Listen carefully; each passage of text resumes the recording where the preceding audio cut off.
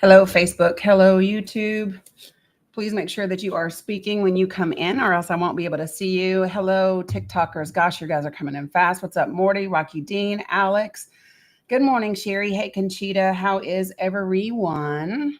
Hey, Silent Mike. Good morning. I know I'm late. Sorry, but life be life, and it is what it is. So I just kind of take it in stride. Hey, Peculiar Eve. What's up, Dill Gray? Funny Phrase. Lisa Davina. Good to see you. Thank you guys for liking and sharing already. What's up, Sean? The other Sherry. Hey, Tori, Gummy Nerd, Constance, Amy. Hey, Melissa Gray. Good to see you. What's up, Farah? Maya Reeds, Katrina. Good to see you. What's up, Jen? Linda. Good to see you. Hey, Cheryl Russell. Hello, hello. What's up, Brian Hart? Good to see you. Hey, Celia. Hey, Candy Red. How are you? What's up, Dax? I see you. Macaroni. How are you? And Sue, I hope you're well. Good morning, Christine Potts. How are you? Hating working today. I get that, Katsmandu. It would be nice to veg today, but it's not happening. What's up, Kim G? Danielle, I see you. Aline, good morning. Hey, Shaniqua. Hey, Tammy Lyons, good to see you as well. All right, so listen, folks, if you are on Facebook or YouTube, you have to speak or I will not be able to see you. What's up, Amy? Hey, Danielle, Estelle. Hey, that went fast. Hey, Edith, good to see you. Sharon, Lisa Riddle. What's up, Parachute? Good morning. Good morning. Hey, Will Knife Box. Good morning, everyone. So listen, for those of you guys who attempted to come to training last night, about 70 of you made it. And then some of you were still having a problem with links. And I'm sorry for that. However, I do have it recorded, and I am putting it in the link tree when I get off of this live. So I'm just trying to balance everything, like lots of different things going on. So the training did go really, really well. We went over time, but there was some great discussion afterwards, and it was amazing. So let me just be clear, folks. Senate Democrats can vote no all the way across the board, and Republicans can still absolutely confirm whoever they want. So I just want you all to be clear on that. Hey, Pam Reed, Beach Bum. Yeah, good to see you. Say, thanks, Auntie Tiff. I'm glad you like the training. Hey, Diva Deb. Hey, Megan. I want to talk about something because you guys are like, oh, holy crap, the background is triggering already. Yeah, well, this should be triggering for people, right? Good morning, Alice. It's just, the background should be triggering. We should care that, Carol, we're going to do it again. No worries. Hey, Triple T. So for those of you guys who were able to get in or who tried to get in and couldn't get in, I appreciate you. And I'm so glad that everybody showed up. It was a really good training. Hey, Jackie Brown, I am. So we're going to talk. We're going to talk about the fact that we have money to deport babies. We want to force you to have babies, and then we want to reduce your ability and the money to take care of babies. So I do want to talk about that, especially as they confirm RFK Jr.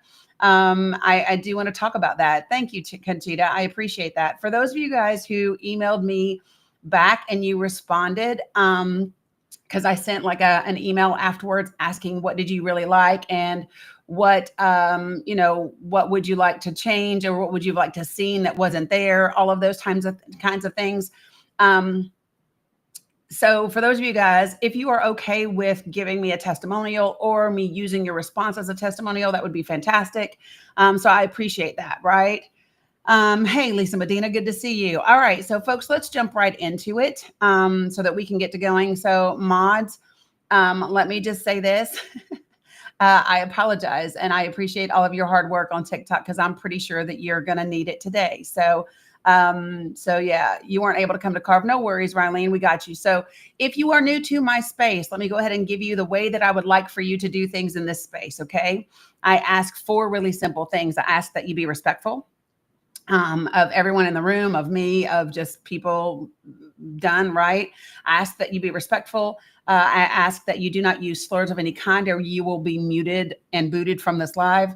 I ask that you don't spam the comments. If you have something that you want to say, fine, say it once. You can even say it twice, but don't say the same thing over and over again because it is not helpful. Hey, Mother Football, good to see you. And then the last thing is do not type in all caps. I use all caps for my moderators so that I can see things that need to be seen. And there are only there's only one person who has permission due to a visual disability to type in all caps. So if you are not that person, don't type in all caps, right? So yes, Zach 77, that includes you. That includes you. So just be respectful, follow the guidelines that I've set, right? This is not hard. If you disagree with me and you would like to discuss it, then request to come up and get in the box and we can make that happen. We can go ahead and get rid of Zach 77. I'm fine with that. Yeah, I'm just not doing the bullshit today. I want people who want to have real conversations that are meaningful.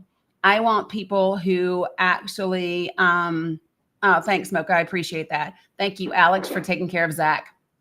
It's just real simple, folks. If you don't want to have a productive conversation and act like a real human being, then I don't have time for you and I don't need you in my space. I don't care if you add to the viewers numbers or whatever. I don't care. I just am not in the mood for it. Hey, Susan, how are you? Especially not when we're talking about something that's as serious as children. Okay, which is what we're talking about today. So I'm just here to let you know that that's the space that I'm in today. So will I have a respectful conversation with you if you disagree? Yes. Will I can you come up and share a difference of opinion? Absolutely you can. Absolutely you can. As long as you are respectful. Period. Appreciate that, Blue Honey.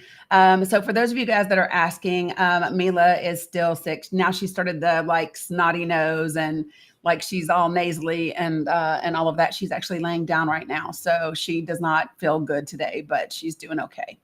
All right. So let's talk about this because Shannon, I'm not sure. It just started yesterday. So we'll see. We shall see. What's up, Kathy Shepard? Good to see you.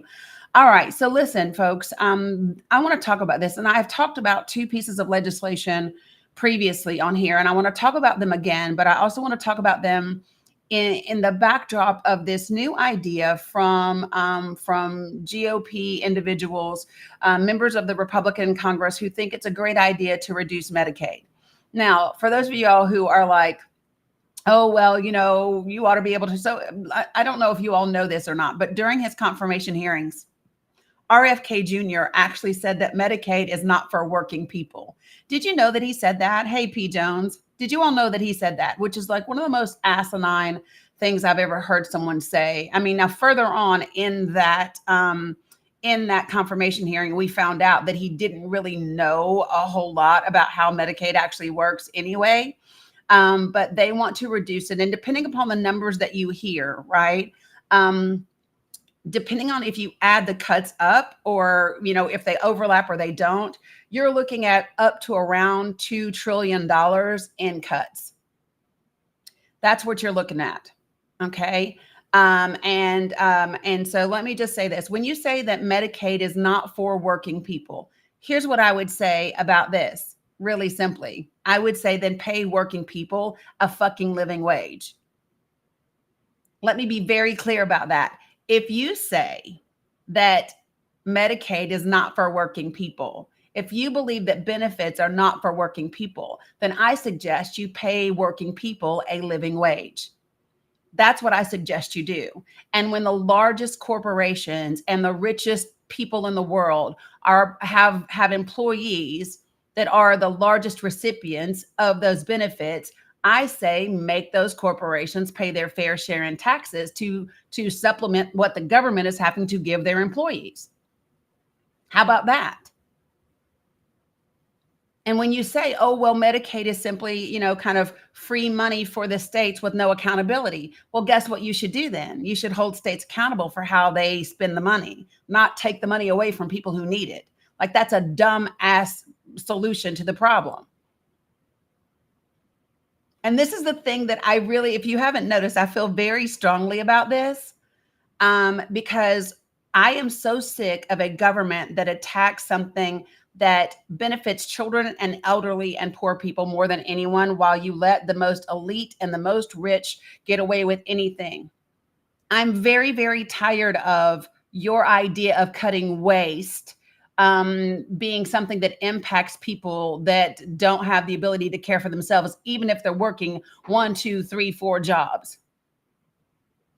I'm super tired of that. Frank, you're welcome to join to request up here.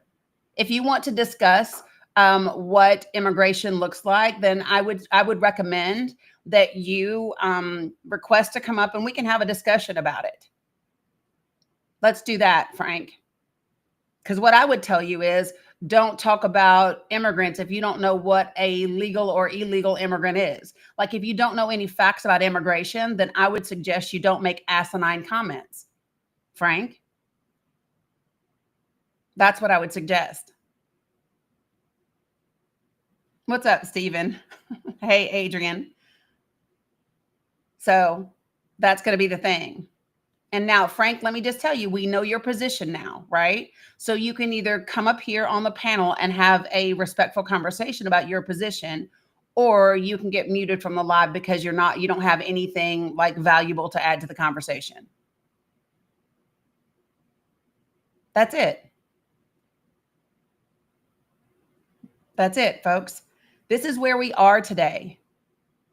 Malkovich, don't spam the comments. I understand that you have something to say, but you can't say things and just spam the comments over and over again. That's 3 times you've said the same thing. Please say something different. I don't want you spamming the comments.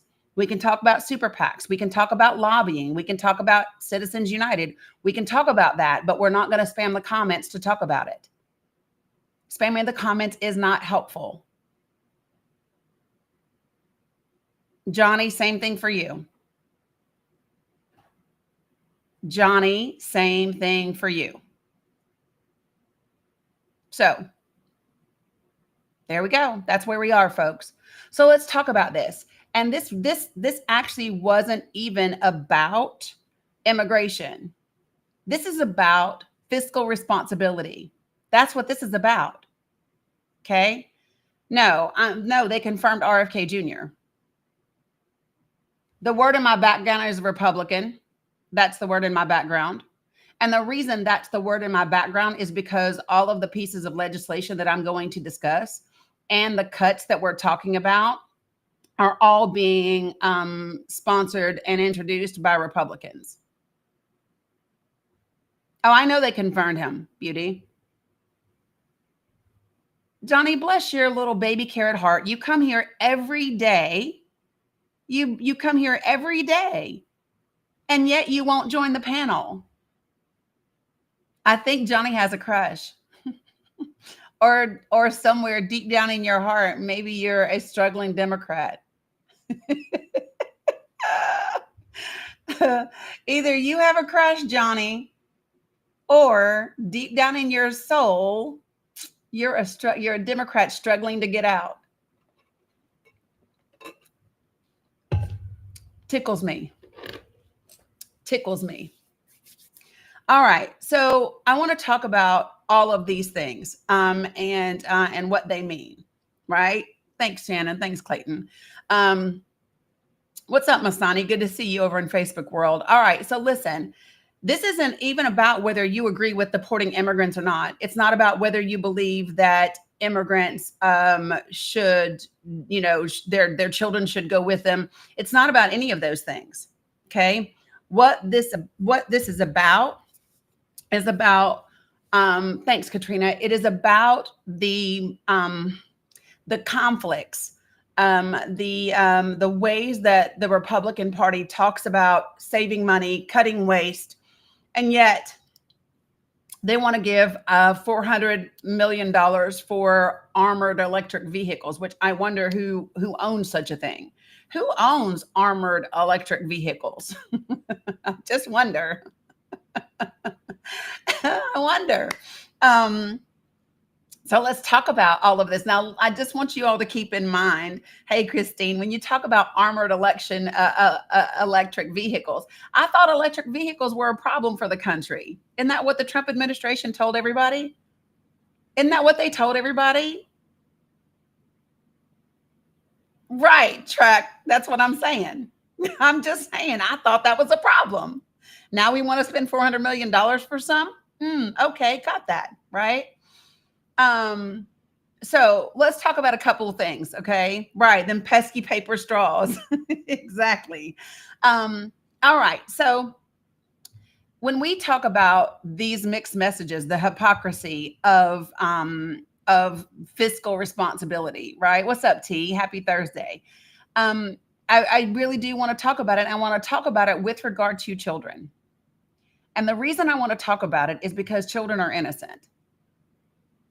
They have nothing to do with this ridiculous, crazy world that we have all created. We've all played a role in the environment that we have in this country and around the world, and children are innocent. And children should not be the victims of politics.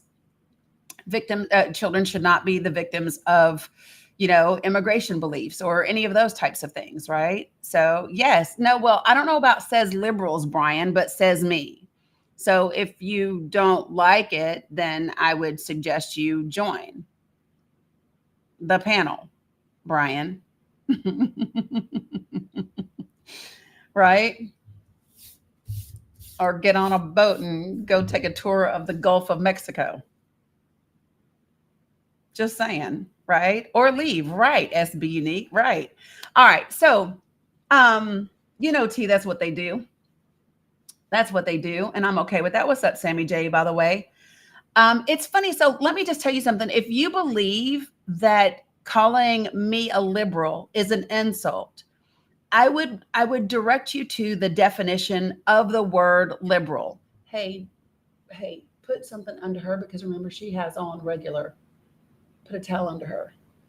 All right.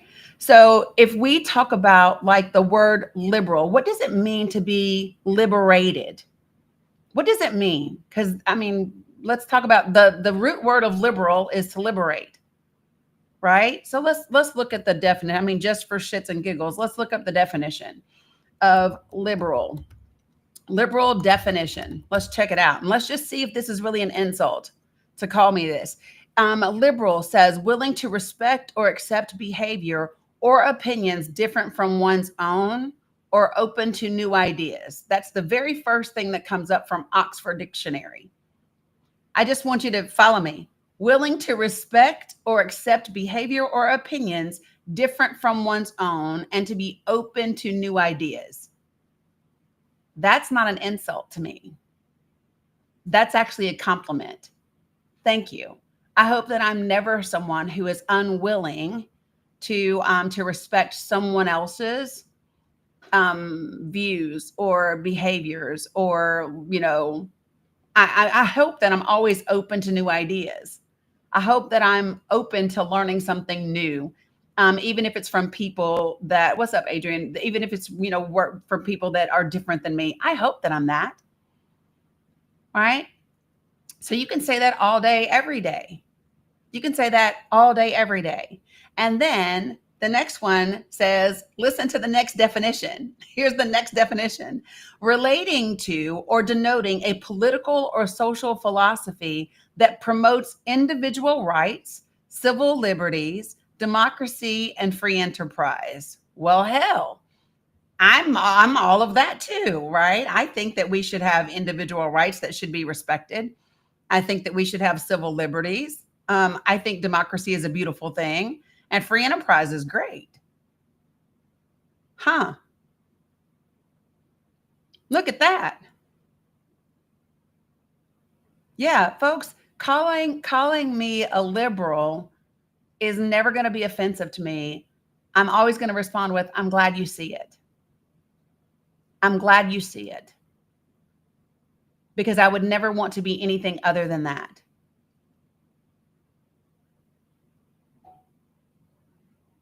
Right?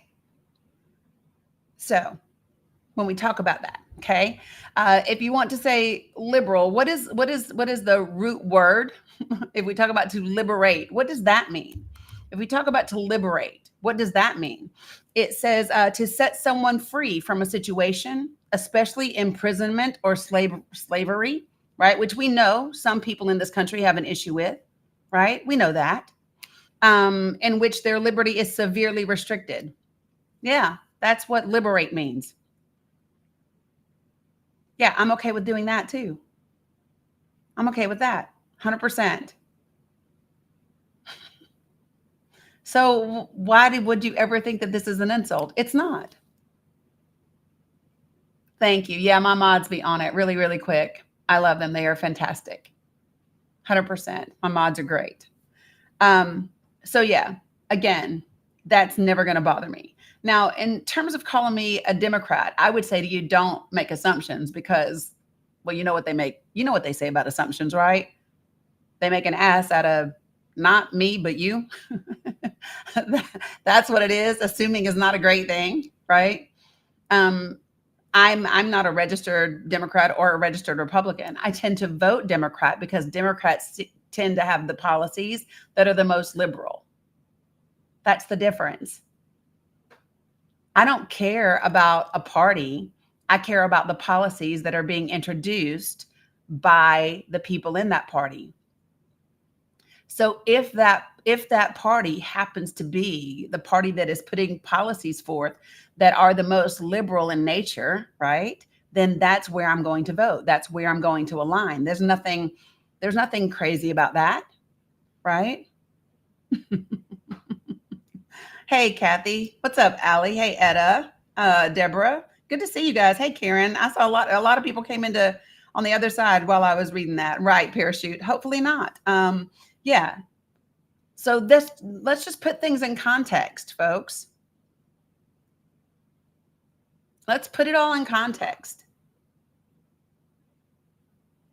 And here's my invitation to any person in the chat that has a difference of opinion, right? Click the button and request to come up here. Click the button and join the panel. It's always interesting to me. Have you all noticed that the majority of people that disagree with me who are willing to come on the panel and have a civil, respectful conversation, have you noticed that the majority of them are women? It's interesting that many of the men won't join the panel.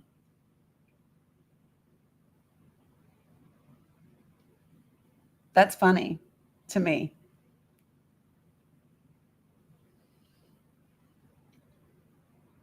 What's up, Etta? Glad to see you over in the Facebook world, right? Yeah. Jill, I don't know. I don't have any thoughts about that right now, to be honest. Right. So let me just say this, okay? When we talk about this subject, and people will say, illegals come here legally. Here's what I have learned is after talking to many, many folks who say that same statement, what I have found is that many of you do not know what it is to be illegal or legal in this country. Many of you do not know the difference between unauthorized and undocumented. Many of you all don't understand the legal pathways to citizenship that we do and don't have in this country, or the process that happens to go, that exists for each of those different pathways. And that it's more than just asylum, it's refugees, it's temporary protected status, it's all those different types of things, right? What are my thoughts on MAGA members saying that they have regrets? I don't have any thoughts about it. Like, it's not relevant to me. It's not relevant. People often say they have regrets about something, and I don't really care. The only way that I will care is the next time you vote. Do I care right now that you are saying you regret your vote because it's impacting you? No, I don't. What's up, Sandy? Good to see you. I don't. Let's see if you still regret it by the next time you vote. Let's see if that happens. Right? Because for right now, I don't really care. People tend to have regrets when they choose the person thinking they were going to hurt someone else and they end up hurting you instead. Don't matter to me. I think what you regret. So this is my thing. When people say I regret voting for Trump, what I think is they, hey, facts. Good to see you guys. Thank y'all for joining and rating. I appreciate it. Right? When people say, I regret, voting for Trump, I think what you mean is you regret that Trump lied to you and he's now doing things that hurt you. I think, the question for me, for those people is, would you still feel that way if the things that he was doing was hurting other people? Would you still regret it if he was only hurting immigrants, if he was only hurting Black and brown people, if he was only hurting women, if he wasn't hurting your pocketbook, would you still regret it? See, that regret it can be, situational. So I don't have any thoughts about it. Thanks, Carla. I appreciate it. It's not like all of a sudden we're good friends. Let's just see. Let's just see how it works itself out, right? This is what I find about people is that people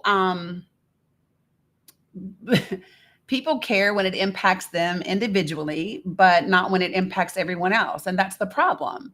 That is the problem, is that you are acting as if you are the sole individual in this entire country. And you're voting in that way and you're acting in that way. And it is detrimental to everyone because, like it or not, we are all connected. 100%. Right? So, again, Frank, you're welcome to come up to the panel. I sent you a direct invitation to join the panel. Join the panel, Frank, and let's discuss the results you're talking about. You said you are satisfied with the results. I would love to know what results you've seen so far. And then let's discuss the actual results. Let's do that. Frank, I'm happy to do that with you.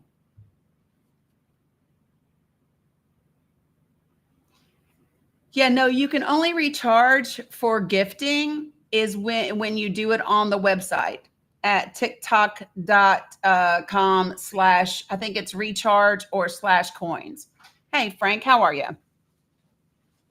I am well. How are you? I am fantastic. So talk to me. You said you voted for this. What's this? Hey, facts people, thanks for coming. Sorry. Go ahead, Frank. I voted for America's money stop being wasted. I voted for a chance for Americans to say who does and who does not come into our country. I don't feel that even though you make it look like we're just doing horrible things to babies and children, I've got kids. I've got grandkids. If I take my child in danger, whose problem is it? I can't blame it on whatever they get. I did it. I made the choice. Those people knew when they were bringing their kids over here what they were getting into. No, I don't want any child to starve. I send plenty of money to agencies to help feed children and all that. That's not the question. One, you have to take responsibility for your child. I wouldn't ask anybody to take responsibility for my babies. I am very happy with the way Trump is handling this deportation. I have no issues with that. I have no issues with the finding of government waste. I don't care who's doing it. Get it done. Okay. Why would we spend money on Social Security for illegal? We don't spend Social Security money for undocumented immigrants. Yeah, they're getting the money. No, they are not. Frank, 8 USC 611 forbids. No, they're not. They can't. Okay. People are being prosecuted for it. What's the border guy now? Holman spoke to it the other day. I'm not. So here's the thing, Frank. Have you actually? I'm sorry. So Frank, here's my thing. Have you actually looked at the Homeland Security website or Centers for Border Patrol? No.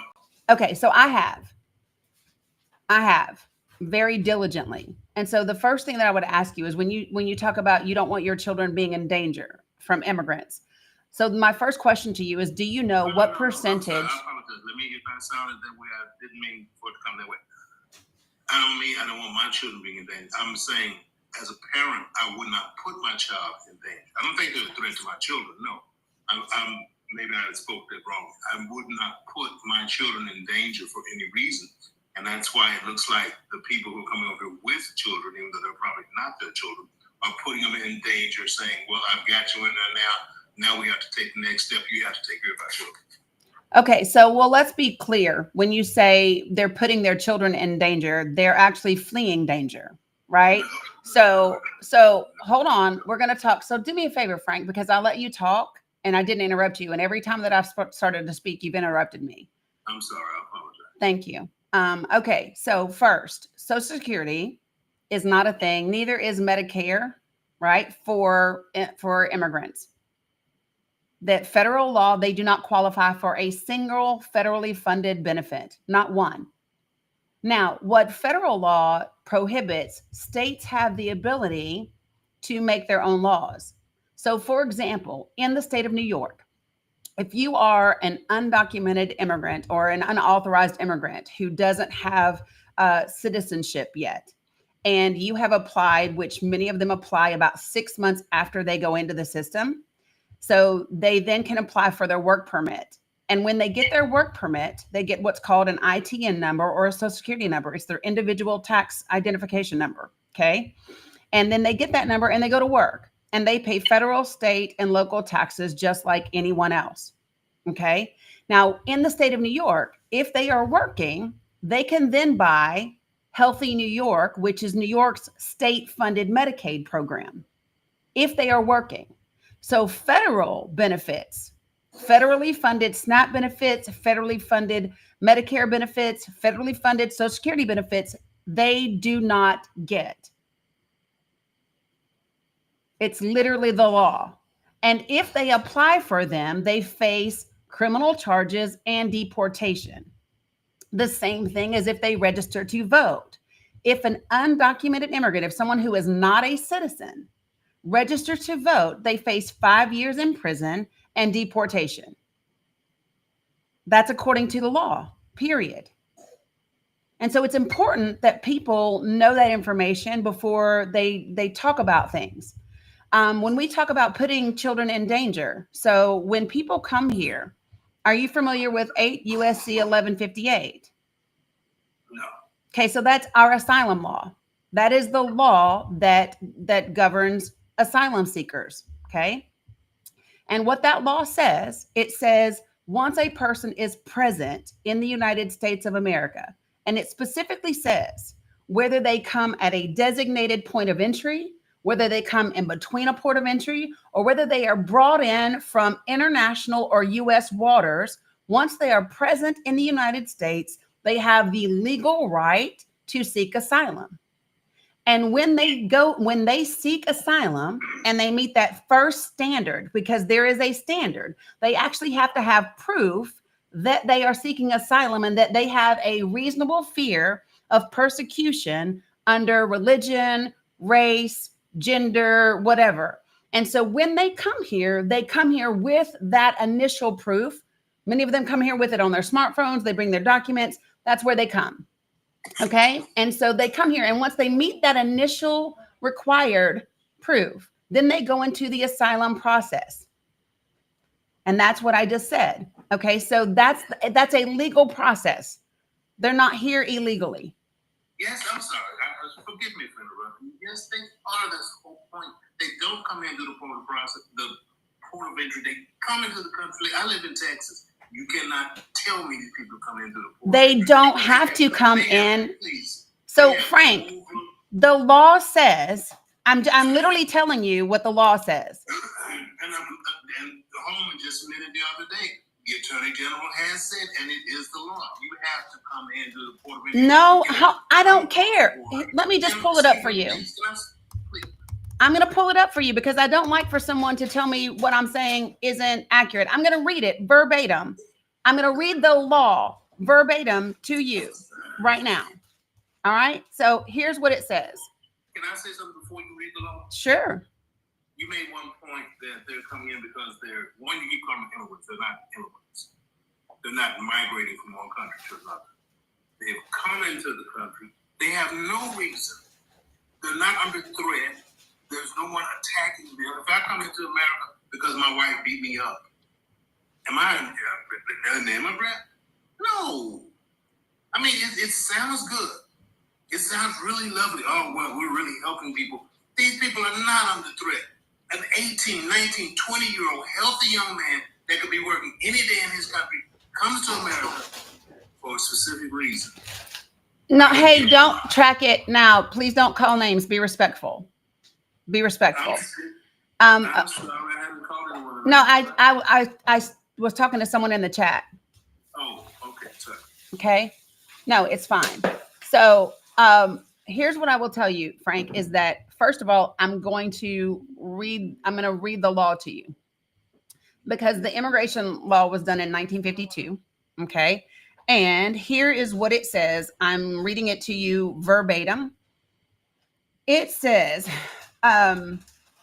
This is 8 USC 1158. This is our asylum law. And it says any alien, I don't like the word alien, so I say immigrant, okay? But any alien who is physically present in the United States or who arrives in the United States, whether or not at a designated port of arrival, and including any alien who is brought to the United States after having been interdicted in international or United States waters, irrespective of their status, whether they're legal or not legal, may apply for asylum in accordance with this section or where applicable section 1225B of this title.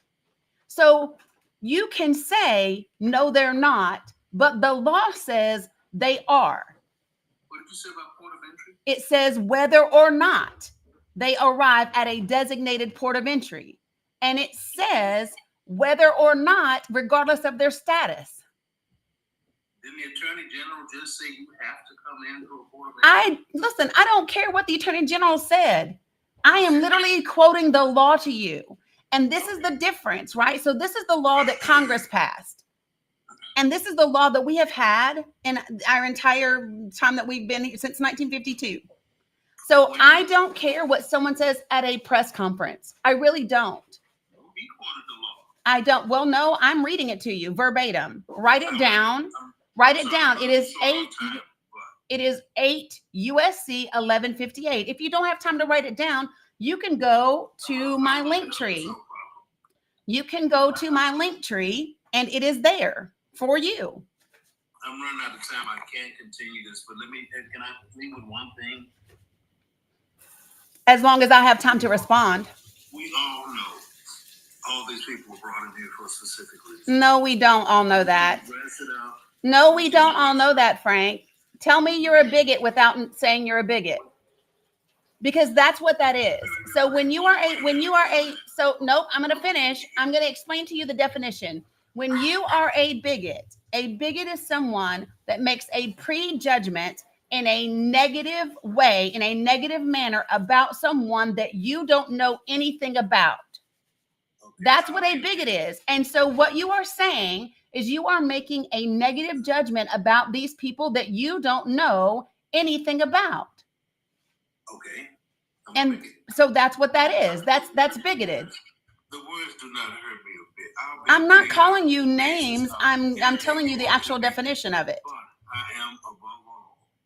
I'm an American. I love my country. I have no problem with immigration, legal immigration. Well, I just told you what legal immigration is. What the Liberal Party is. I just told you what legal immigration is, Frank. We know that. You can dress it up and call Frank, it I just told you what legal immigration is. So like the fact that you're going to sit here and say to me that you want something that I just described to you, it's funny to me. I'll be big. And you act like you love and you love this country. Loving this country doesn't mean disregarding the law. Loving this country doesn't mean not supporting. Disregarding the law. Well, you are. You are. I thought you were running out of time. But listen, Frank, I'm telling you, I'm reading the law to you. Okay. And you still don't like it. No, it's not that I don't like it. You're wrong. That's all. Okay, so I can literally read the law for you verbatim. I'm on govinfo.gov. I'm on the government's website. I am on the government's website reading the law, but I'm wrong? Yes, you're wrong. Tell me how, Frank. You keep calling them migrants. They're not migrants. I called them immigrants. I called them immigrants. I called them immigrants because they are immigrants. Ma'am, they're not immigrants. They are immigrants. They're illegal. They are immigrants. You gotta come into the country with clean hands. They are immigrants. Are you at the border when they come? Frank, listen. I'm just telling you. Listen, Frank, again. They are immigrants. They are immigrants, Frank. Yeah. So listen, folks, I'm just going to be very, very clear about something. When this is the difference, and this is why at the very beginning of this live, I read to you the definition of what a liberal is. A liberal is someone who is open to new ideas, who is about human civil liberties, right? And so this is a new idea. right? The new idea for Frank is that 8 USC 1158 describes the asylum law. And it clearly says, irregardless of two things, y'all. I don't know if you all caught this, but it says, regardless of two things, regardless of your status. So whether you got here illegally or not, you can claim asylum. It doesn't matter. And it doesn't matter if you got here at a designated port of entry or not. You can claim asylum. Period. And if you don't believe me, this is why I give you the law to look up yourself, and I've literally put it into a document for you. It's 8 USC 1158. Period. All right. So this is it. It's funny to me. Oh, well, you read me the law, but you're wrong. Okay, dude. I mean, I don't even know what that means. So anyway, I wonder if that works when like Frank gets pulled over by the police. I wonder if that works if Frank has to go before a judge. I know, Your Honor, you're reading me the law, but you're wrong. I wonder if that works. I should try that. And see if it works. Like, you know what, officer? You're wrong. I know that speed limit right there says 25 miles an hour, but you're wrong. Like, what the hell? Deborah Smith, let me just enlighten you. America is not the only country that has values. Like the fact that you say America has values as if no other country in the world has values is ridiculous. Like, what would make you say that? America has values. Girl, like nobody else has values. What? What does that mean even? America has values, but they're not the same values.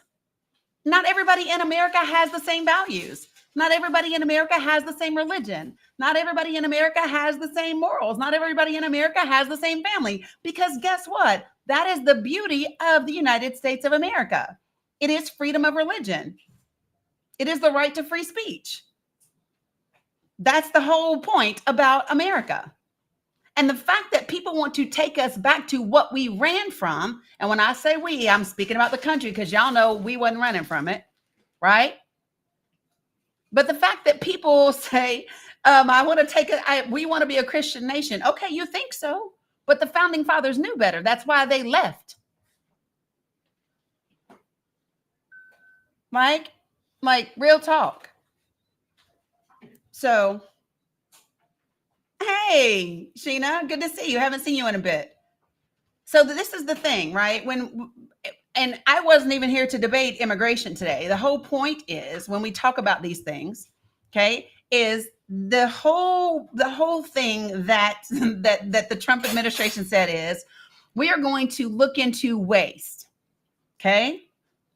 Now, if you think getting rid of the largest humanitarian organization we have in this country, and by the way, devastating American farmers in the process, is a great deal to save $44 billion, but you want to spend $350 billion to deport immigrants who pay over hundreds of millions of dollars in taxes in this country. I don't know. I mean, maybe you're not good at math. maybe bigotry is too important to you. I don't know what it is, but the reality is what I know, where I come from, $350 billion is significantly more than $44 billion. So I would rather, I would, not want to do that. Deborah, we have immigration law. And let me give you some of them to look up. You can look up 8 USC 1158. You can look up 8 USC 1125, 8 USC 1126, 8 USC 611. You can look up every single one of those. And what you will find is we don't have nearly enough legal pathways to citizenship. We don't have enough immigration judges to handle the cases that we have, right? You would find that what you think is illegal is actually not illegal. And you would find that many of the people that you think are getting certain types of benefits really aren't.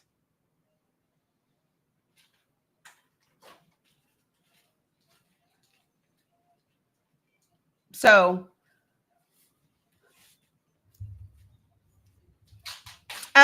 T. Lee, I would suggest that you have some sort of source to refer to or not. Raymond Scott, good afternoon. How are you? What you got to say? Oh, what happened? Raymond, you requested and now you're gone. Oh, E. Pascal. I don't know where he went. Oh, he went too. Well, dang. What happened? What happened? They requested up and now they're gone.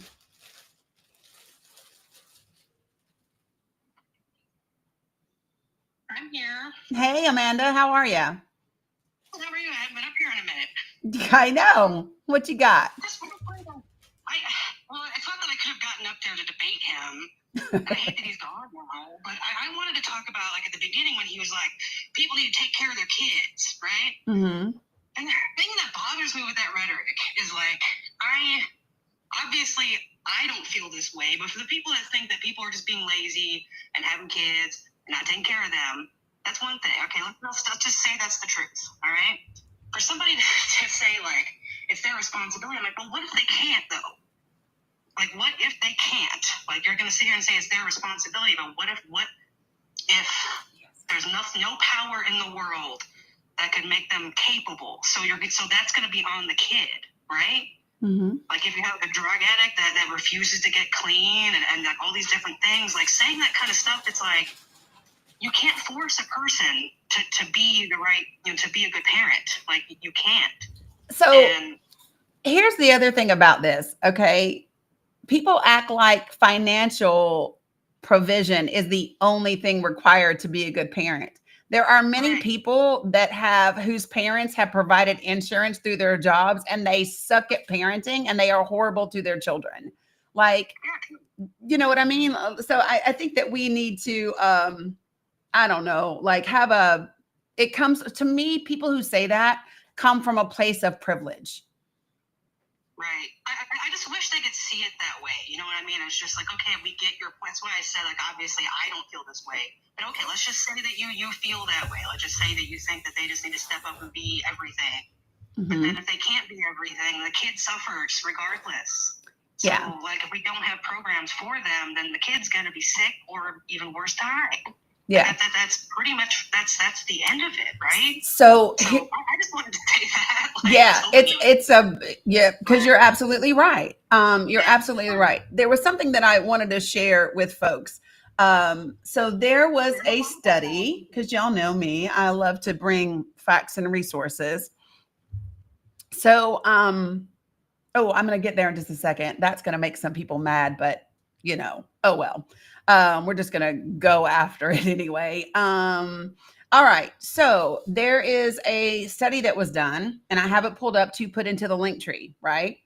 And the study actually shows that people who are on Medicaid will actually go get preventative care, right, earlier because they have Medicaid. How does that help us, folks? When people get preventative care, why is that helpful to us?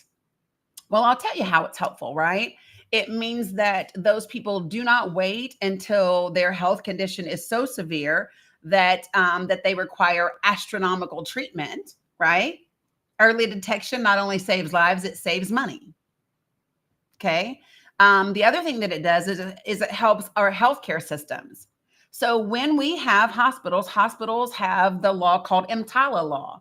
And EMTALA says in the emergency room, you have to see everyone, regardless of their ability to pay, regardless of their insurance, regardless of anything. You have to see them, treat them, and ensure that they are stable, right? So when someone seeks preventative care and regular care, then guess what they don't do? They don't find themselves sitting in the emergency rooms and clogging up emergency things where hospitals don't have to do that, right? Yeah, so I'm not surprised if immigrants. So, Sheena, let me ask you this. Here's the thing.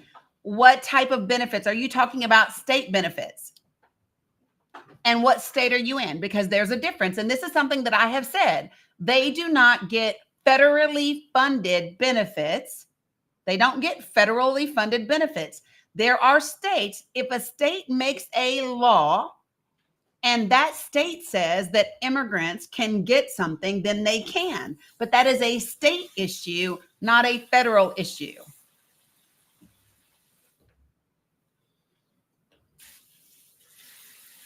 That's the difference. And this is not, so when you say if you're mad about immigrants getting benefits, but Americans getting denied, that's not an immigration problem. That's not an immigrant problem. That is an American system problem. That's what that is. That is an American system problem. And if you guys haven't figured this out yet, okay, here is the problem. The root of it all, right? Because what we're doing right now is we're looking at little symptoms here, there, and everywhere, right? We're looking at here, there, and everywhere. I get you, Sheena, no problem, right? But let me just say this to you, okay? Let me say this. If we simply taxed the billionaires and the multimillionaires at the appropriate rate that they are to be taxed, or even halfway there, if we did that, guess what, folks? We wouldn't be talking about taking Medicaid away from children and elderly people. There wouldn't be a problem. If we raised the federal minimum wage, that would also be helpful. If states raise their minimum wages, that would also be helpful. This is not a problem. I don't know why everybody is looking at poor people like poor people are the problem. It is not poor people that are the problem. It is the rich people. It is the filthy rich. It is the oligarchs that are the problem. Period. That's the problem. So let me just tell you something. When you say, yeah, you have no problem deporting children. Okay, I'm going to say this to you. Number one, I personally don't think you're a nice person because I have empathy for children regardless of who they are. To me, children are innocent. I don't care if the children got here illegally or not. Those children are innocent. Okay. The second part of that is if you say that and you also claim Christianity, then here's what I will tell to you. I'm going to judge you by your fruit. And that fruit is not of Jesus Christ.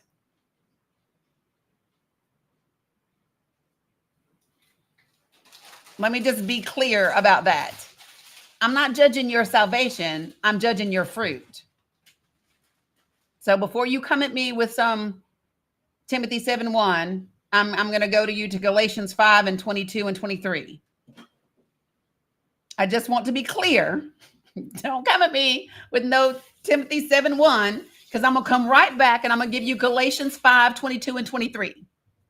That's what I'm going to do.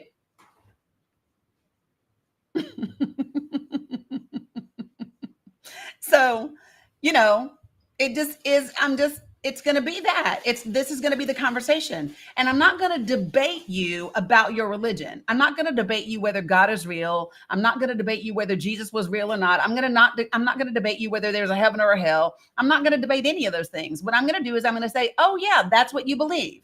That's your faith. Then guess what? We're going to talk about your faith. If you say, listen, I'm a Christian and this is what I believe, and I believe we should be living by the Bible, then I am now going to use the very thing that you say is the core of who you are. And then we're going to check and see, do you align with the thing you say? And what I'm going to want to know is, do you align with the thing you say, or do you align with the religion that man made? Let's talk about that. Do you actually align? Are you actually a follower of Christ, or are you a follower of Christianity? Because they are not the same thing. Christianity in this country is a business. That is why they are 501c3 nonprofits. That is why they file their Form 990s every year, because they are a business. And by the way, there are some of those 501c3 churches that did not want to integrate their church. And the only reason they did is because they were going to lose their tax exempt status. Jerry Falwell said this out of his own mouth. So while we're talking about it, let's talk about it. So if you say I'm a Christian, fine. What I want to know is, are you a follower of Christ? Because if you're not, I don't want to hear about it. Okay? So, holy geez. Right, Deborah, they are not the same thing. They are not the same thing.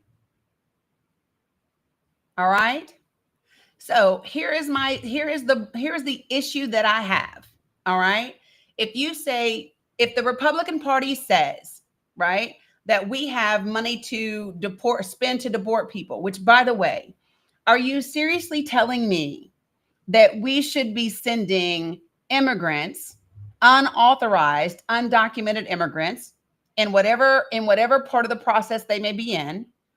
Are you telling me that we should send them to a prison for terrorists? Is that what you're telling me? We should send them to Guantanamo Bay? Because if you believe that we should take these people when 0.0029% of them, that's the percentage of immigrants that have committed some sort of violence offense, which may not be here, right? Come on now. Really? Because if that is the case, I'm going to tell you what. Let's look at Americans. Let's look at Americans and let's see what percentage of your demographic has committed violent crimes. I'm going to come to every single one of your little towns, every single one of your little communities, right? And then I want to look at the percentage of the people of your town that have committed violent crimes. How many of them are YT males? How many of them are, come on, let's do it. You don't want that though, do you? Yeah, I know. All right. So this is the point that we're going to be talking about. We're not going to do that. And by the way, and I'm only talking about money right now, right? Let's talk about money. Spending money to deport babies. And now let's move to the second part.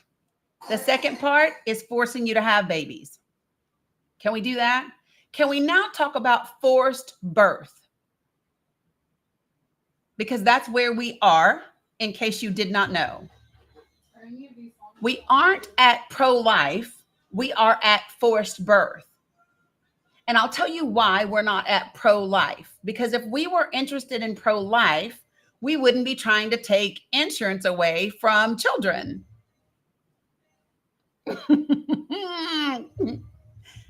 Right?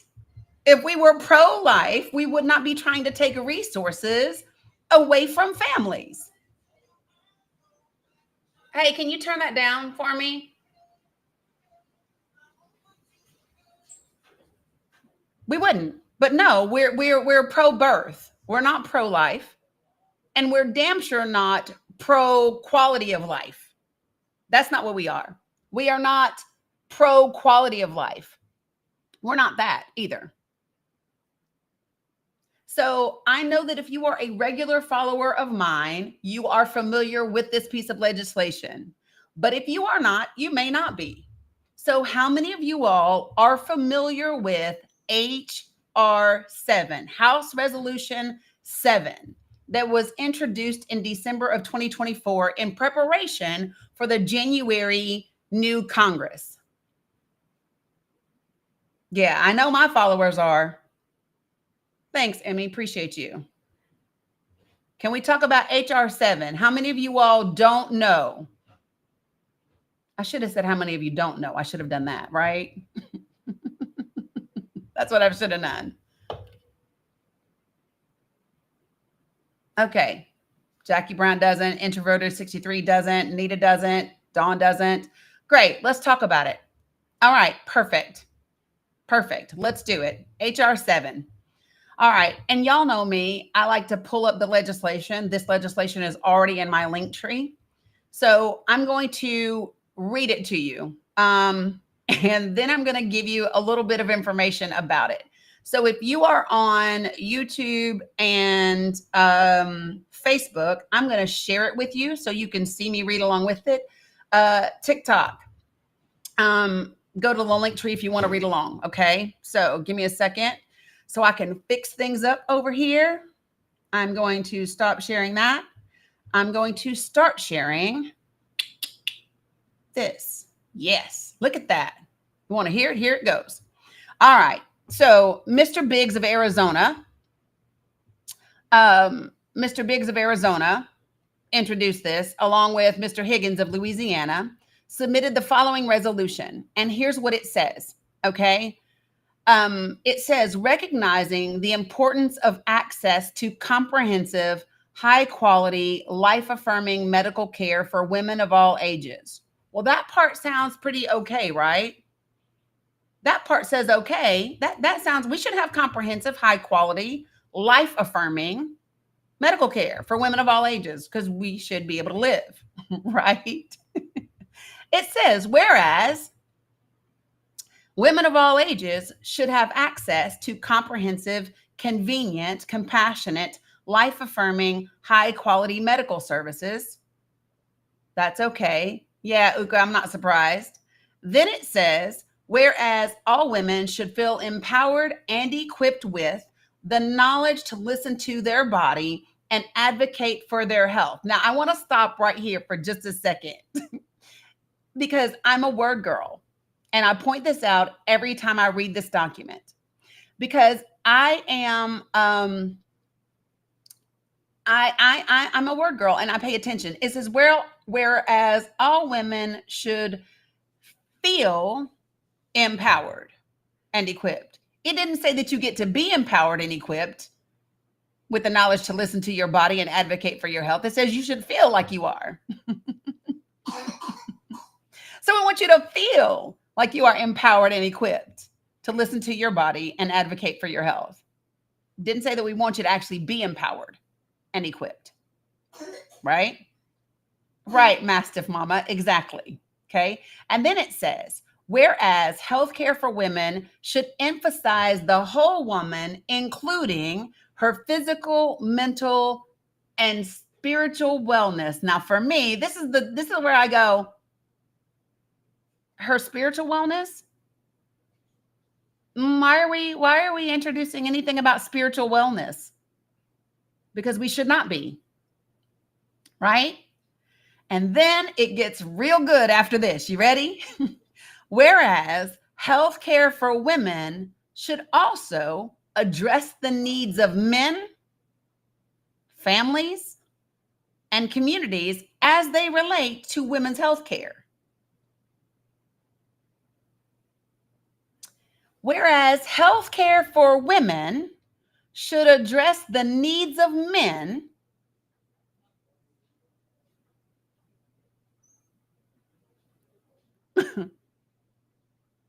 that's what it says, folks. Now, I want to keep going because there's more. Most people read this and they stop at just this document, but I went a little further. Men, communities, and families as it relates to their health care. Whereas healthcare centers should include access to social services that empower women to care for their health. It's in my link tree. And then it says, whereas, and this part is capitalized. This is HR 7. Listen to this, you guys. This part is capitalized. It says, whereas pro-women's healthcare centers. Now, when I see something that is capitalized, that's a noun, I know that that's a proper noun. So I know that it is the name of something in particular, right? So it says, whereas pro-women's healthcare centers is a consortium of centers that serves as an example of the high quality, comprehensive, life-affirming care that women deserve. Whereas every pro-women's healthcare center, again, proper noun, certified clinic has a licensed medical professional, whereas every pro-women's healthcare center offers comprehensive health services, including well woman exams, STD testing and treatment, breast exam, pregnancy testing, prenatal and pregnancy carriage, miscarriage support, fertility awareness instruction, infertility consultation, and on-site or nearby direct references for material, emotional, practical, and spiritual resources. And whereas Pro Women's Healthcare Centers has certified healthcare centers nationwide that meet its standards for high quality life affirming care and continue to do so, now therefore be it resolved that the House of Representatives number 1 expresses its support for women nationwide to have access to comprehensive, convenient, compassionate, life-affirming, high-quality health care, and number 2, recognizes the high standards established by Pro-Women's Healthcare Centers Consortium as standards worth implementing nationwide. Standards worth implementing nationwide. Now, why is this important to you? I'm going to tell you why this is important to you. Because I, being the person that I am, I said, well, who the hell is Pro Women's Healthcare Consortium? Who are you? I went looking to see who these people are and what are they doing. And what's interesting about them is that when you go looking for them, their actual website no longer exists. You can't pull them up. But I did find their booklet. And first, let me tell you where I found their booklet. Can I tell y'all where I found their booklet? I found their booklet on a website called NACN-USA. Now, if you want to know what NACN is, that is the National Association of Catholic Nurses. That's what that is. That is the National Association of Catholic Nurses, which happens to be the religion of Kevin Roberts, who was the president of the Heritage Foundation, which happens to be the new religion of J.D. Vance. Okay? That's a thing. That is a thing. So, my grandbabies messed up my paperwork, so I'm going to print it again real quick. I'm going to try to print it again real quick. And if not, I'm just going to share it. Hold on a second. I will share it. And it's for you guys. It is in my link tree. All right, y'all ready? So let me give it to you. Here's what it says. Listen to this.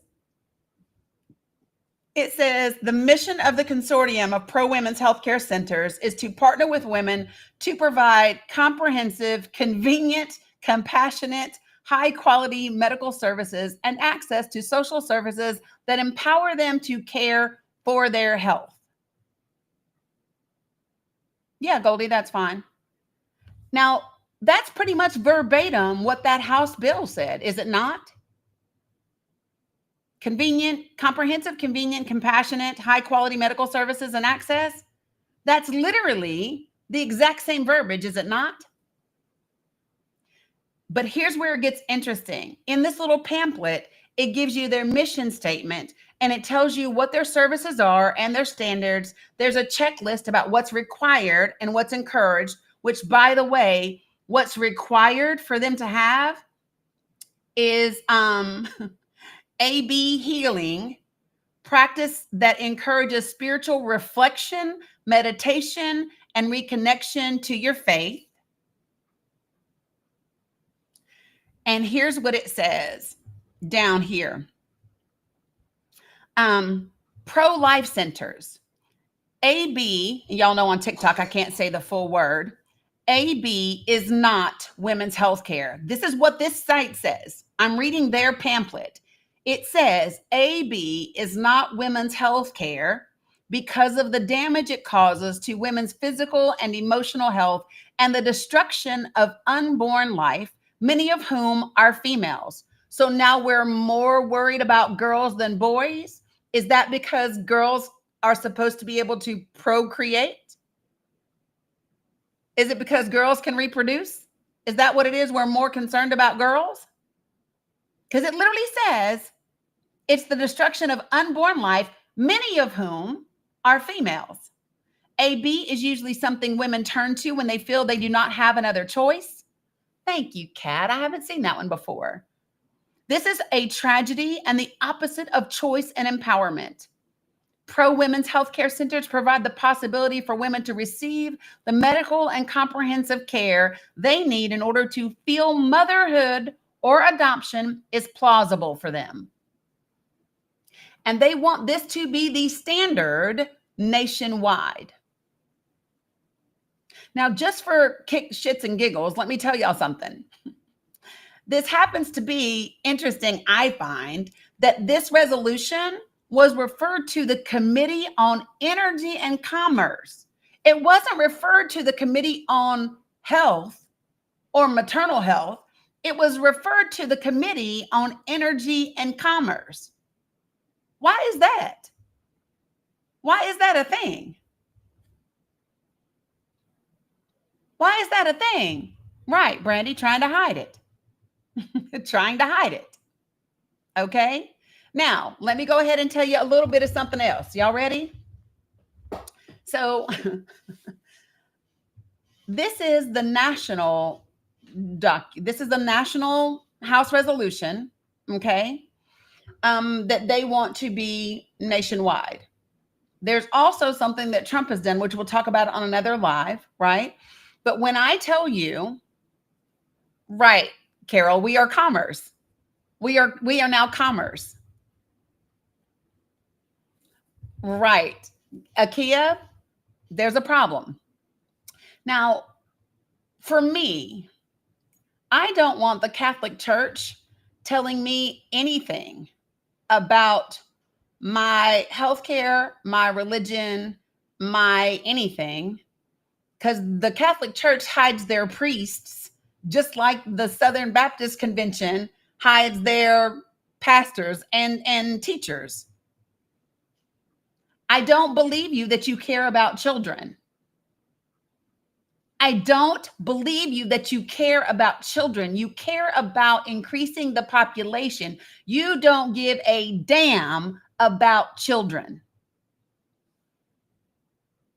You don't care about children, period. Never have. The fact that you want to take away their health insurance, the fact that you hide the people that abuse them, you don't give a damn about the health and well-being of children. You care about maintaining a certain demographic majority. That is what you care about. Make no mistake about it. Do you want to know why they don't want a lot of brown people here? Because brown people tend to procreate faster than YT people do. They want all of us gone. They talk about it. They do reports on it. So let's keep talking. Do I have anybody in here that lives in the state of South Carolina? Do I have any South Carolinians in here? Some South Kakalaki people? All right, South Carolina, you ready? This next one's for you. And I've talked about this one too. I've done a video on it, but we're going to talk about it again. You ready? South Click, you got it. You ready? So this bill has also been introduced in the state of South Carolina. Right. Keep sweet type stuff. You got it. Yeah. So for those of you all who know me, y'all know that I have daughters. They are 27 and 30. You know that I have 2 granddaughters and 1 grandson. Okay. Much of what I do and my willingness to keep doing it is because of them. Real talk, right? What's up, Jessica Simone? So this is South Carolina Bill 3537. It has been introduced in the South Carolina legislature. I'm not going to read the entire thing to you, but I'm going to give you some really important things. You ready? It says a whole bunch of shit at the top, but I'm not going to read that part. I just want to give you this. So here's what it says. Be it enacted by the General Assembly. Oh, wait, let me share it with y'all. Sorry, folks. Ba-ba-ba. There we go. Be it enacted by the General Assembly of the state of South Carolina. 3537, Righteous Giggles. This is Bill 3537. Yep, heaven sent. Exactly. And that's what I told everybody in the video. So listen, it says this act may be cited as the quote unquote South Carolina Prenatal Equal Protection Act. Now, this is one thing that I have to give Republicans credit for, because damn if they ain't good at messaging. Listen, don't that sound great? The South Carolina Prenatal Equal Protection Act. It makes it sound like we want to make sure that maternal women, that women who are pregnant, get really good health care, that we're going to protect our babies. Ain't that what it sounds like? Damn, they good. They real good, y'all. The Democrats got to get their shit together, because they always sound good, right? And then we do dumb shit like defund the police. What? Why are we saying that? That sounds stupid. Who wants to do that? No one.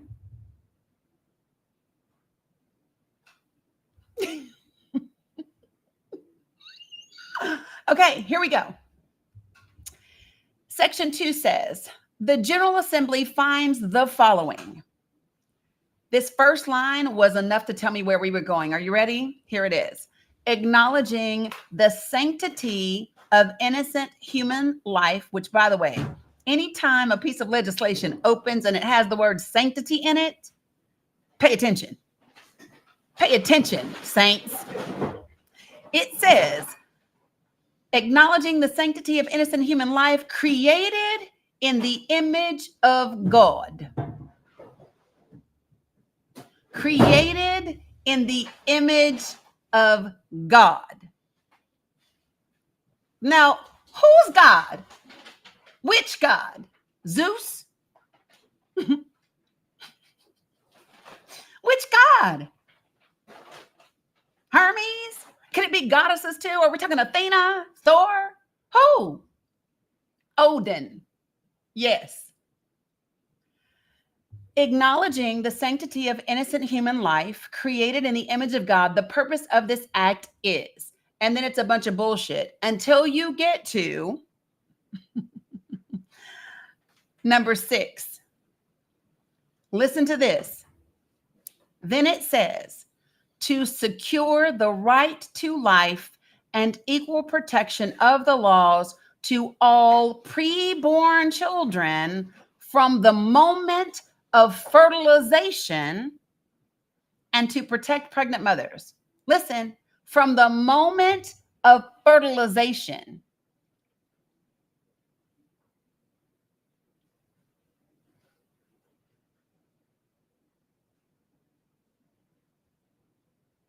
And then they define fertilization. It says, as used in this article, fertilization means the fusion of a human spermatozoon with a human ovum. And then it tells you a definition of spontaneous miscarriage, means the natural or accidental termination of pregnancy and the expulsion of the unborn child. Well, so now I have questions. Does this mean that if you have a natural or accidental termination of a pregnancy, but the unborn child is not, doesn't have an expulsion, right? Does that mean you're in trouble? Yep. So here's the part that I want to tell you about, because now I want to know, what are we talking about when we talk about fertilization and when we talk about protected from fertilization? So listen, this is what it says.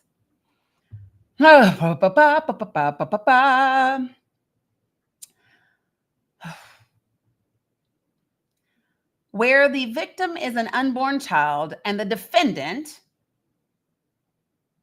and the defendant is the child's mother, where the victim, thank you, C, is an unborn child and the defendant is the child's mother, it is a defense to prosecution under this article that the mother engaged in the prescribed conduct because she was compelled to do so by the threat of imminent unaliving or great bodily injury. my musical interludes, right? And then it says, in a prosecution under this article, where the victim is an unborn child, unless specifically provided otherwise, enforcement is subject to the same presumptions, defenses, justification, laws of parties, immunities, and clemencies as would apply to the homicide of a person who had been born alive. So let me just tell you what that says. It says, listen, if there is the victim is an unborn child, the presumptions are the same as committing murder. That's what they said, y'all. You can be prosecuted for murder. Now, here's what's really interesting about the state of South Carolina. In the state of South Carolina, if you commit murder, you can get a minimum of 30 years to life and a maximum of unaliving, right? Now, in South Carolina, if you grape a woman, the maximum you can get is 30 years. So in South Carolina, the offender who gives the sperm for the fertilization in the act of grape can maximum get 30 years. But the woman who doesn't want to keep the unborn fetus because she was graped gets a minimum of 30 years all the way up to be unaliving if she terminates.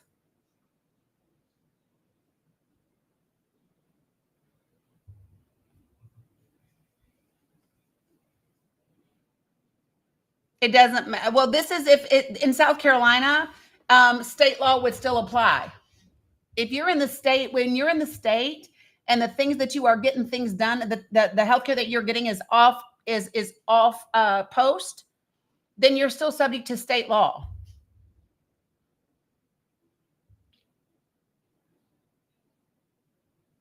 Right, Jason.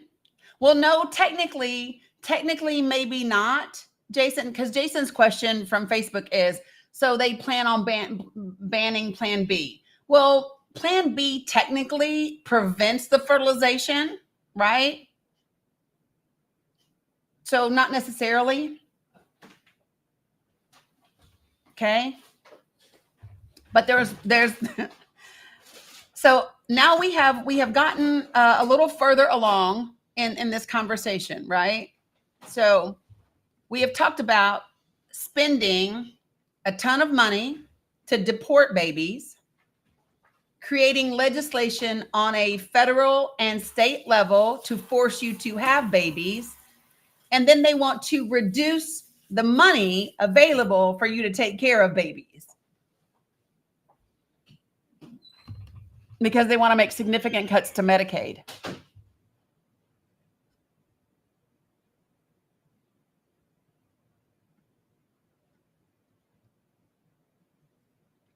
I'm missing something. What's happening in here with Righteous Giggles? What's happening in this conversation? Yes, Righteous Giggles. That's what they are saying to you. Is that, so listen, unless it is a spontaneous miscarriage, and I don't know, and expulsion occurs, because y'all do realize that people can have a spontaneous miscarriage and expulsion does not happen. So what happens if you have a spontaneous miscarriage, but then you still have to go and get a D&C? What happens then? Because technically they would still consider that AB.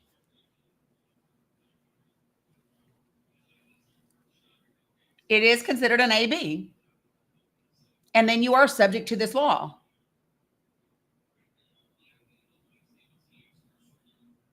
So I want to be clear, folks, when I say you absolutely need to be looking at your state legislature and paying less attention to the Gulf of fucking America, I mean it.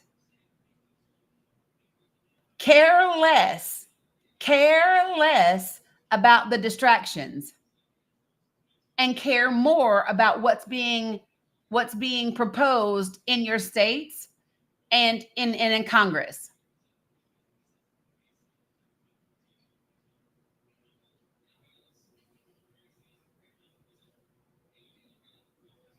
Even if they don't meet. So let me tell you, so righteous giggles, these are things that I talk about, okay? So when we talk about they won't meet with constituents, if that's a thing, if they won't meet with you, then I would make sure the whole damn world know they wouldn't meet with me. Listen, I wouldn't just pick up the phone and call them. I literally would be writing an email, and then I would take that email. I would post that email on every single one of my social medias. And then I would tag my representatives on my social medias. And I would be saying, hey, I keep trying to reach my representative and nobody will talk to me. And then I'd be going and I'd be talking to all of my women friends, and I'd be having everybody sign petitions. And then I'd be making copies of those petitions, and I'd be sending those petitions with 100, 200 signatures, along with a letter to the editor, to my local paper, to my state paper,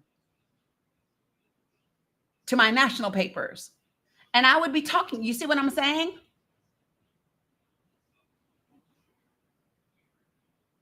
But it's about more than just calls, folks. All they do is record the number of calls that they get. How do you hold them accountable? You have to make it mean something. You follow me? A Storms, join the panel, please. A Storm 05, you've got your settings so I can't invite you to the panel. But you got like 1,700 followers, so join my panel and let's talk about what you believe to be false information. Come on, A Storms. What's up, Toonie Bird? Good to see you. It's in my link tree, Roxy. Or if you go back and you watch this live on Facebook or YouTube, I shared the documents on my screen. So folks, let me just tell you, the documents that I'm reading to you are literally in my link tree. And if you are on Facebook and you go to my About section, my link tree is there. If you're on YouTube and you go to my YouTube profile page, my link tree is there. If you are on TikTok and you go and you click my face twice and you go to my TikTok profile, guess what's there? My link tree. All of the documents that I just read to you are there. And I've done videos on both of these bills. Hey, Storms, where you at? You said I'm a liar. Please come see me. I really want to talk to you. I do. I mean, especially because, you know, according to your profile picture, you appear to be a woman. I would love to have a conversation with you. Thanks, Mocha. Appreciate it. Come on, A Storms. Don't just be in the comments. Come have a respectful, fact-based conversation. I love to have respectful, fact-based conversations with people. And I do it all the time with people of opposing views. I do it all the time.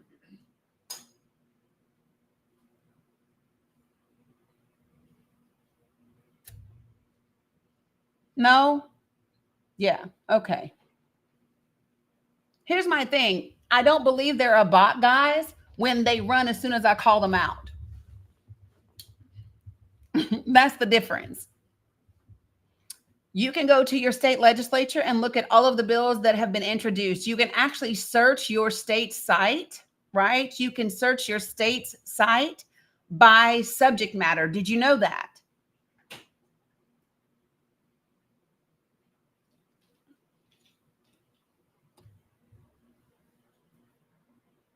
Oh, Jen Penn, did somebody say I was lying on YouTube?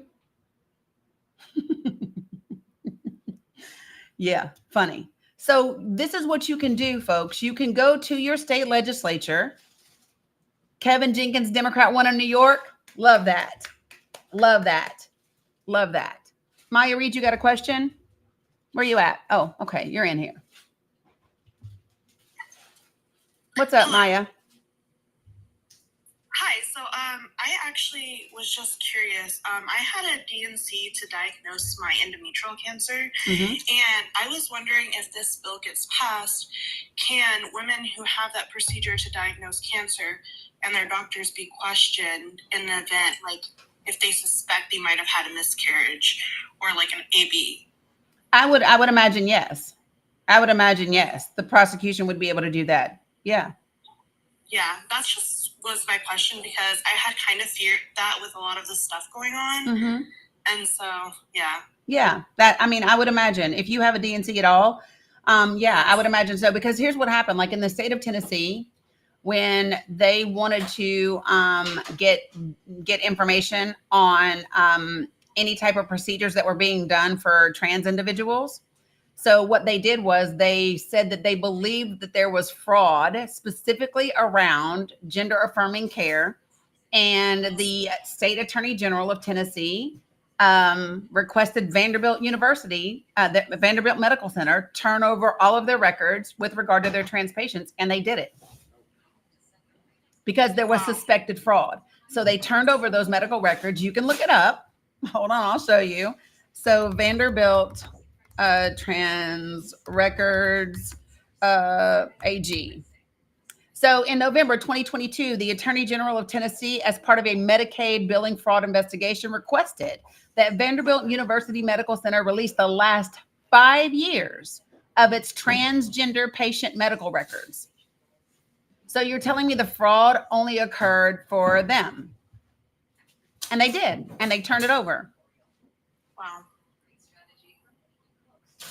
Yeah, see? Yeah. So the women who are against ABs or whatever, they're also attacking you. They're not just attacking. Oh no, it applies to everyone. It applies to everyone. Do you know the only people that will have an out when it comes to this sort of thing? Rich women.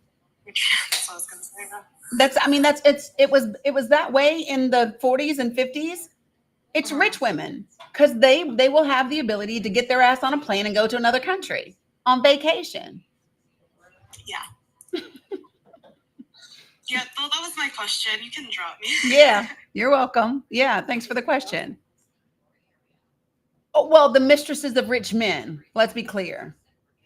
The mistresses of rich men. So this is a thing.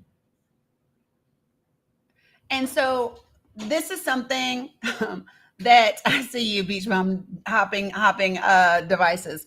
So I want to kind of share a little bit of information with you guys. I pulled it up because I knew I was going to be talking about this, right? And just if you did not know this, let me go ahead and tell you. So there's an organization called We Count, and We Count has done a report. It was a time-limited report, and it was capturing the shifts in AB volume by state and by month since the Dobbs decision, which overturned Roe v. Wade. Okay. And I have the report pulled up. I will add it to my link tree for you as well when I'm done. For now, I'm going to share it with the folks that are on YouTube and Facebook so everybody can see that I'm reading from an actual document. So,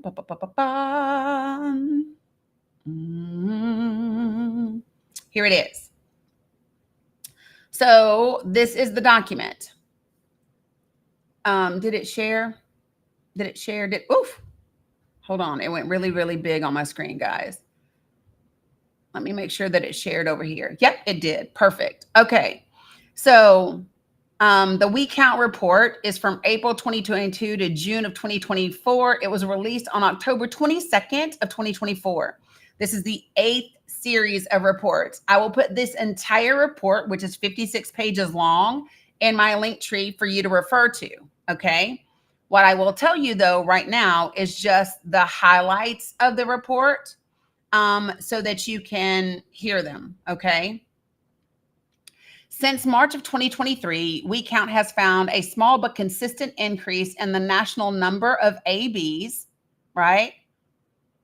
Exactly. They are trying to disqualify AB as healthcare, so then HIPAA rules wouldn't apply. So the monthly average of the national born AB volume in the first 6 months of 2024 was nearly 98,000 ABs, which is higher than in 2023, which was 88,000, and higher than the 2022 monthly average of 81,400. The monthly volume in 2022 under Roe v. Wade, before Roe v. Wade was overturned, was 81,400. In 2023, it increased to 88,000. And in 2024, it's up to 98,000. I think there's a little bit of a hint that women do not want to give birth in this country anymore. They don't like where we're going. Okay. The increase in AB volume is driven in part by telehealth AB, which continues to make up 20% of all ABs in the second quarter of 2024, which is up from 4% in April of 2022, because that allows women who live in states to get telehealth and to get their stuff done, right? You just got your tubes removed last Friday. I hear you. And then it says there were more than 9,700 ABs per month provided via telehealth under Shield law protections in the second quarter of 2024. This represents about half of all telehealth AB care and a 5% increase since the first quarter of 2024. So what is the takeaway? The takeaway is this: women are not going to sit back and let you make us do something. And the point is, the more that you try to force us to do something, the less likely we are to do it.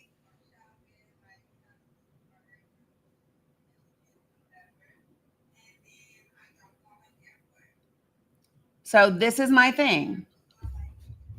You want to spend money. Republicans are telling you we want to cut out waste, right? And they're telling you we want to cut out waste, but we've got money to deport babies. We want to cut out waste, but we want to force you to have babies. We want to force you to have babies, but then we want to cut the funding for Medicaid and the other resources to actually take care of your babies, because they don't really give a damn about your babies or their well-being or your mental health.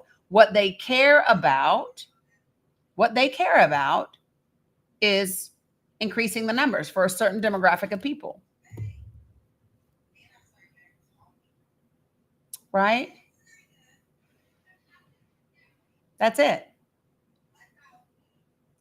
I have told everybody this. Listen, when they ask you the last date of your cycle, tell them you don't know. Do not tell them when you believe the last date of your cycle was. If you go to be checked, if you go to be seen, you don't know the last date.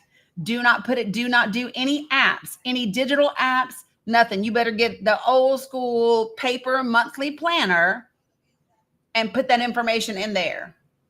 No apps, not for your menstrual cycle, not for ovulation, not for anything. Delete it all, and it's old school paper.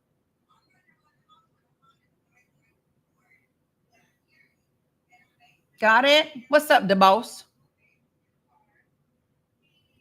I think that everyone really needs to kind of wake up.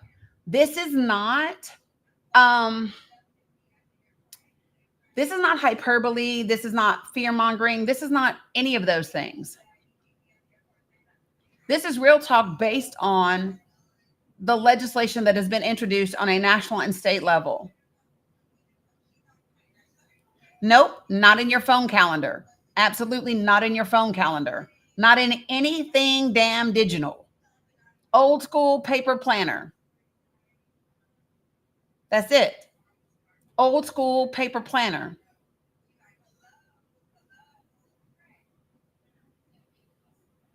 Yeah, your grandma watched the moon to determine when the cycle would come back on? Absolutely.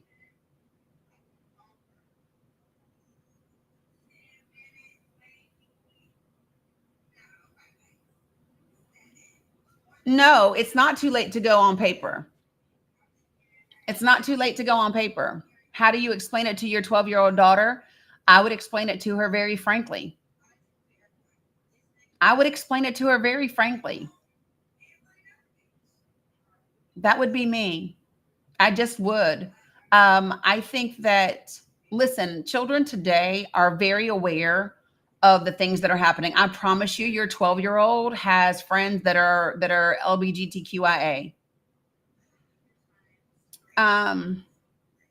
Yeah, and I have a short document, a short video on TikTok and Facebook about South Carolina Bill 3537. I have a video on it. So watch that video, download it, share it, whatever you want to do. Right? But no, we don't sugarcoat.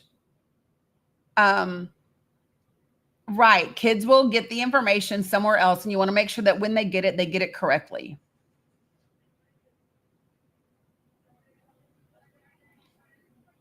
Well, here's my thing. Even if she's a lesbian, even if that's true, she can still be raped. She can still be assaulted. She can still be whatever.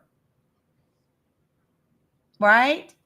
So we still want to make sure that they are prepared. And we want to make sure now more than ever that our children are comfortable coming to us. You don't know the number of times. So like I have escorted at clinics before. I saw a 16-year-old girl come in. No, 14-year-old girl come in. 14-year-old girl.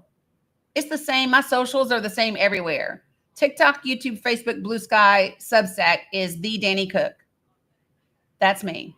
And 14-year-old girl comes in. Where I was escorting at, they do pill up to 11 weeks, right? And I will tell you this. She was too far along to have a pill at 14. Because, you know, those kids tend to not show like we show when we're older, or the second and third time you have them, you know how you show earlier than usual, right? And so now she was 20, you guys. She was 20 weeks. So for people who do not understand this, and maybe I will invite some friends of mine who are very well versed in this. Matter of fact, I've got a clinic director that I will have do a podcast with me. So let me just tell you something. It is very, very, very hard to find a provider that will actually do ABs at 20 weeks or beyond. Do you all know that prior to Roe v. Wade being overturned, 43 states had AB laws that restricted at what time you could get them done? 43 states. But now that the Dobbs decision has overturned Roe v. Wade, okay, there are 24 states in this country that do not have a mechanism for citizens to put the AB issue on a ballot. So when they say they have given it back to the states so that you can vote on it, that's not true, because 24 states do not have a mechanism where citizens can put it on the ballot to be voted on.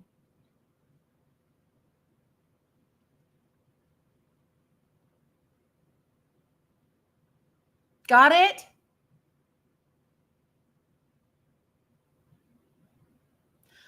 How many of you guys have ever read the actual Dobbs decision where the justices, yeah, I know Tennessee is one of them. I'm from Tennessee. How many of you all have ever read the actual Dobbs decision? Because I've read it. I mean, not Dobbs, Roe v. Wade, actually. Roe v. Wade. Oh my gosh. I wish everyone had read the Roe v. Wade decision, because it was so detailed and thorough. It was so spot on. The justices took into account 3 different things. It is not just about gestation, which is the number of weeks. It's not just about that. So you do realize that you can be 21, 22, 23, 25 weeks along and have a fetus that is non-viable. Some questions aren't showing up, guys. I'm not seeing a question from Den Mother. So do you all get that? It is not only about gestation. It's also about viability, and it's also about the health of the mother, and it's also about privacy, the right to privacy. It's about all of those things. Emmy, if you want to come up and talk about this, you're more than welcome to.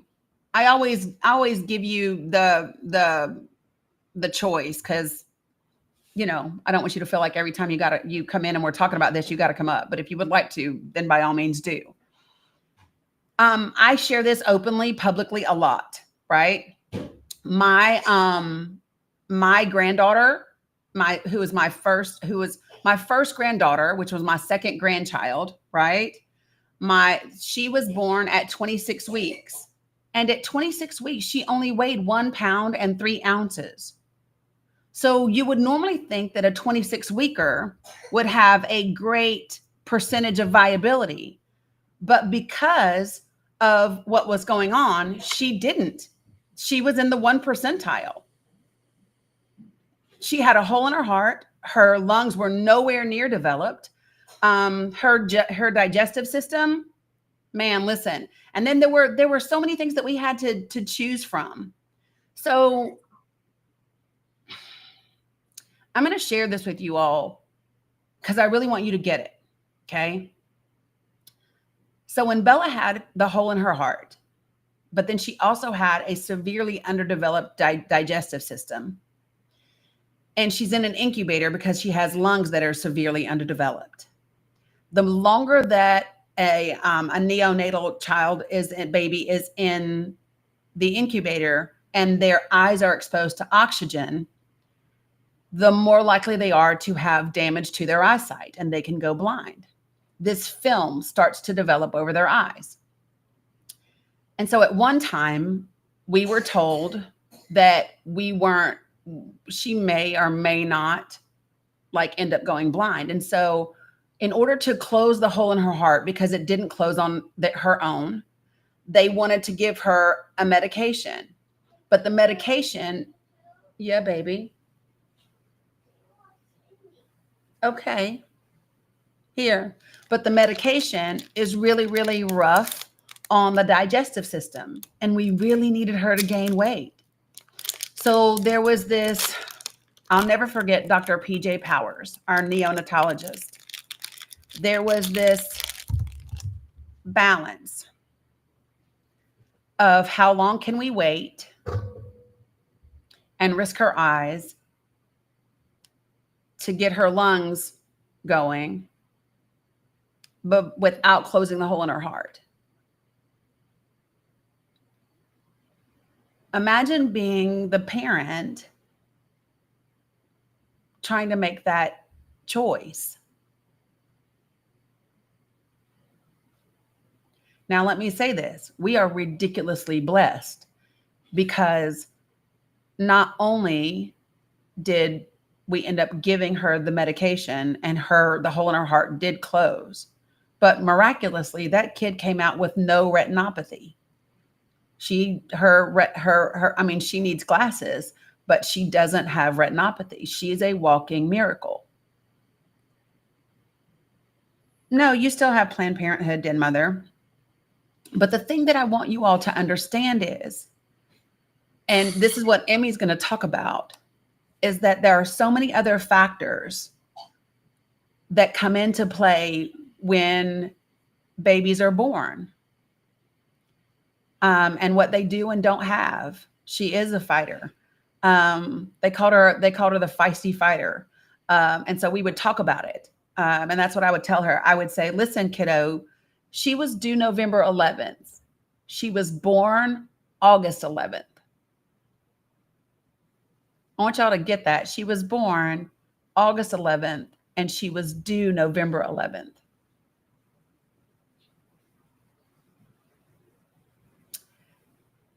So they put the glasses on Blue Honey Pot when they're under the Billy lights. That was for the jaundice.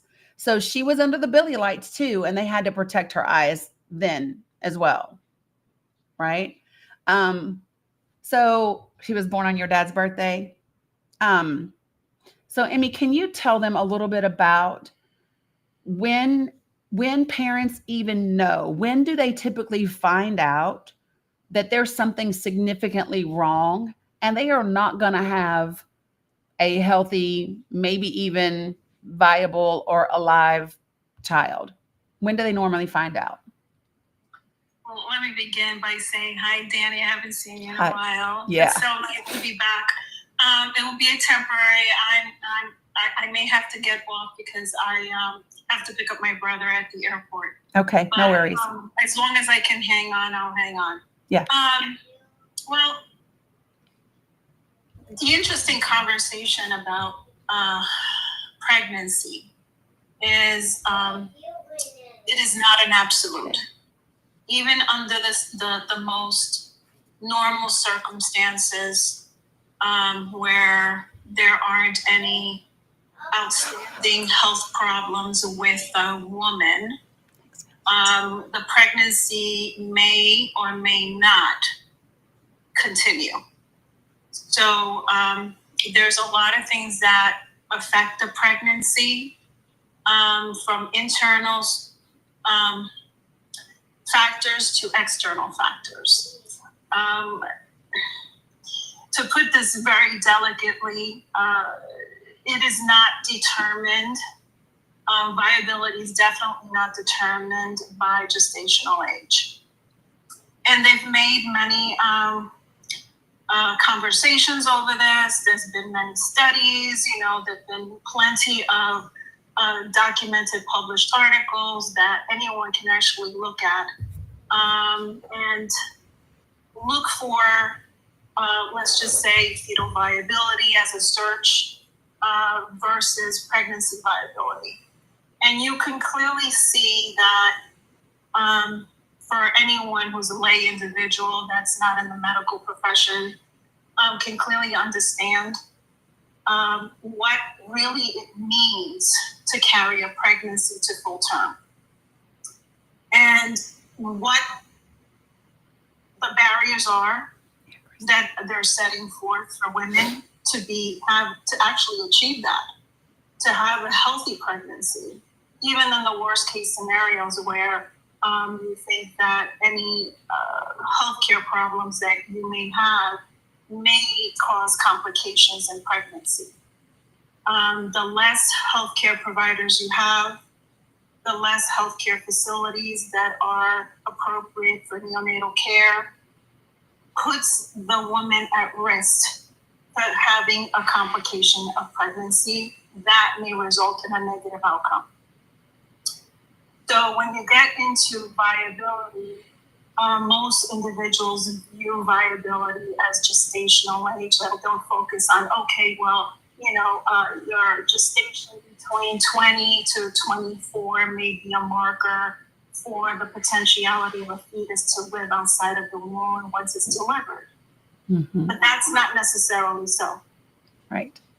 Okay, so every pregnancy has its separate markers for complications based on maternal presentation, and then you have fetal complications based on biological and development. So the fetus can stop growing at any point in time. The fetus can have an infarct at any point in time. And by what I mean an infarct means that it can have an incident, an unexpected incident. It could be either a placenta insufficiency, for one example, someone that might have hypertensive disorders in pregnancy that may have not been picked up by a healthcare provider. The placenta itself may be very small. The supply to the fetus will decrease, and therefore the fetus becomes anemic, small for gestational age, and potentially have physiological development altered, thereby resulting in the fetus unaliving. on its own.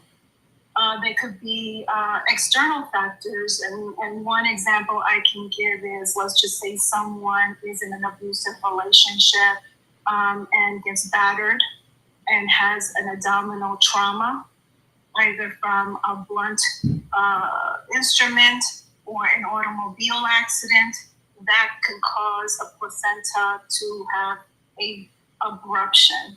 And what I mean by abruption is there's an interruption of the blood flow going to the fetus, and now the woman and the fetus is at risk of losing their lives from a hemorrhage.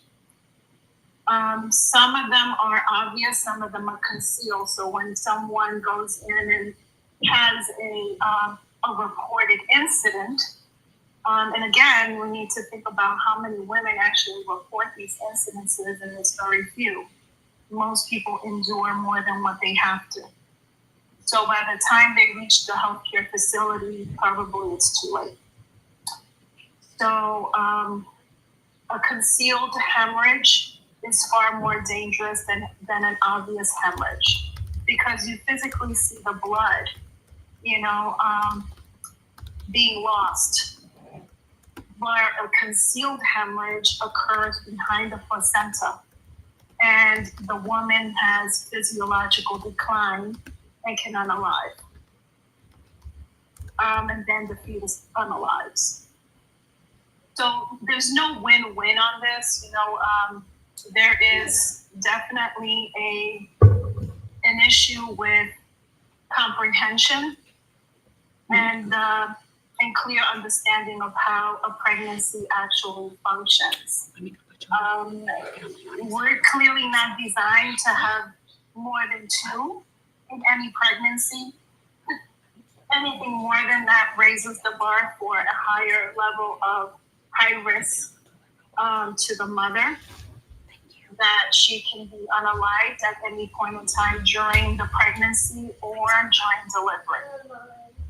Yeah. So let me. That's Is there okay. any specific question that you'd like to ask? Yep, I've got one for you. So when you mentioned placental insufficiency, that's what we had, where like the flow from mom to baby through the placenta. Hers, there's a couple of phases where it's reduced or where it stops. And they explained to us that it could go in reverse, and then my daughter could have also been at risk. So hers it had already stopped.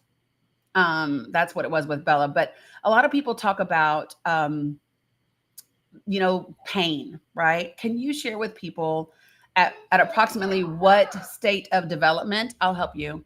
At what state of development do fetuses actually feel or experience pain? What we would consider to be pain? Right. The published literature that's out there is somewhat vague, only because, and they'll hang their hat on, let's just say, that you can feel by the time you're in your second trimester, where there's a huge discrepancy based on the studies out there, because gestational age can differ. You have anywhere between 2 weeks before or 2 weeks after, based on an LMP. It really doesn't come into a true measure of fetal development until you get that late second trimester or second trimester ultrasound, where you do an anatomical and physiological scan of the fetus to see if it's growing correctly, it has all the organs it's supposed to have, and they measure the bone length to see how many weeks this fetus actually is. So, good job. The full capacity of neuron feeling on a fetus has not been identified less than 20 weeks. More than so for the purposes of electric conductivity. So, when you talk about neuron activity, it's whether or not the functionality of not only your brain as well as the heart, the conduct between both is 100%, and there is no 100%. So when you start measuring how much feeling a fetus really has, they will feel like, I guess, visceral pain, but deep pain, it may not be so. Only because of the underdevelopment of a fetus. Yeah. When it comes to post-delivery, that is why we call a neonatal state of the first 29 days post-delivery the most crucial part of a neonatal life. It doesn't go into an infancy stage until you reach that 30 days. Because of that reason, the 29 weeks is because there's been high incidences of newborns, neonatals, unaliving during that period of time. Yep. Because their system fails, their respiratory center fails, their brain fails. It's a very delicate period, and if you measure a full-term neonate opposed to a premature neonate, they have a higher incidence of unaliving 29 days after because they have to catch up. Yep. Yeah, 100%. One of the things that, and I'm going to talk about it on another live. I always appreciate you, and I know we've talked about bringing you on an episode of the podcast, but I know you got a lot going on. I go a lot. I go almost every day live at 11 a.m. Eastern Standard Time. So we'll do that. I know you got a lot to do, but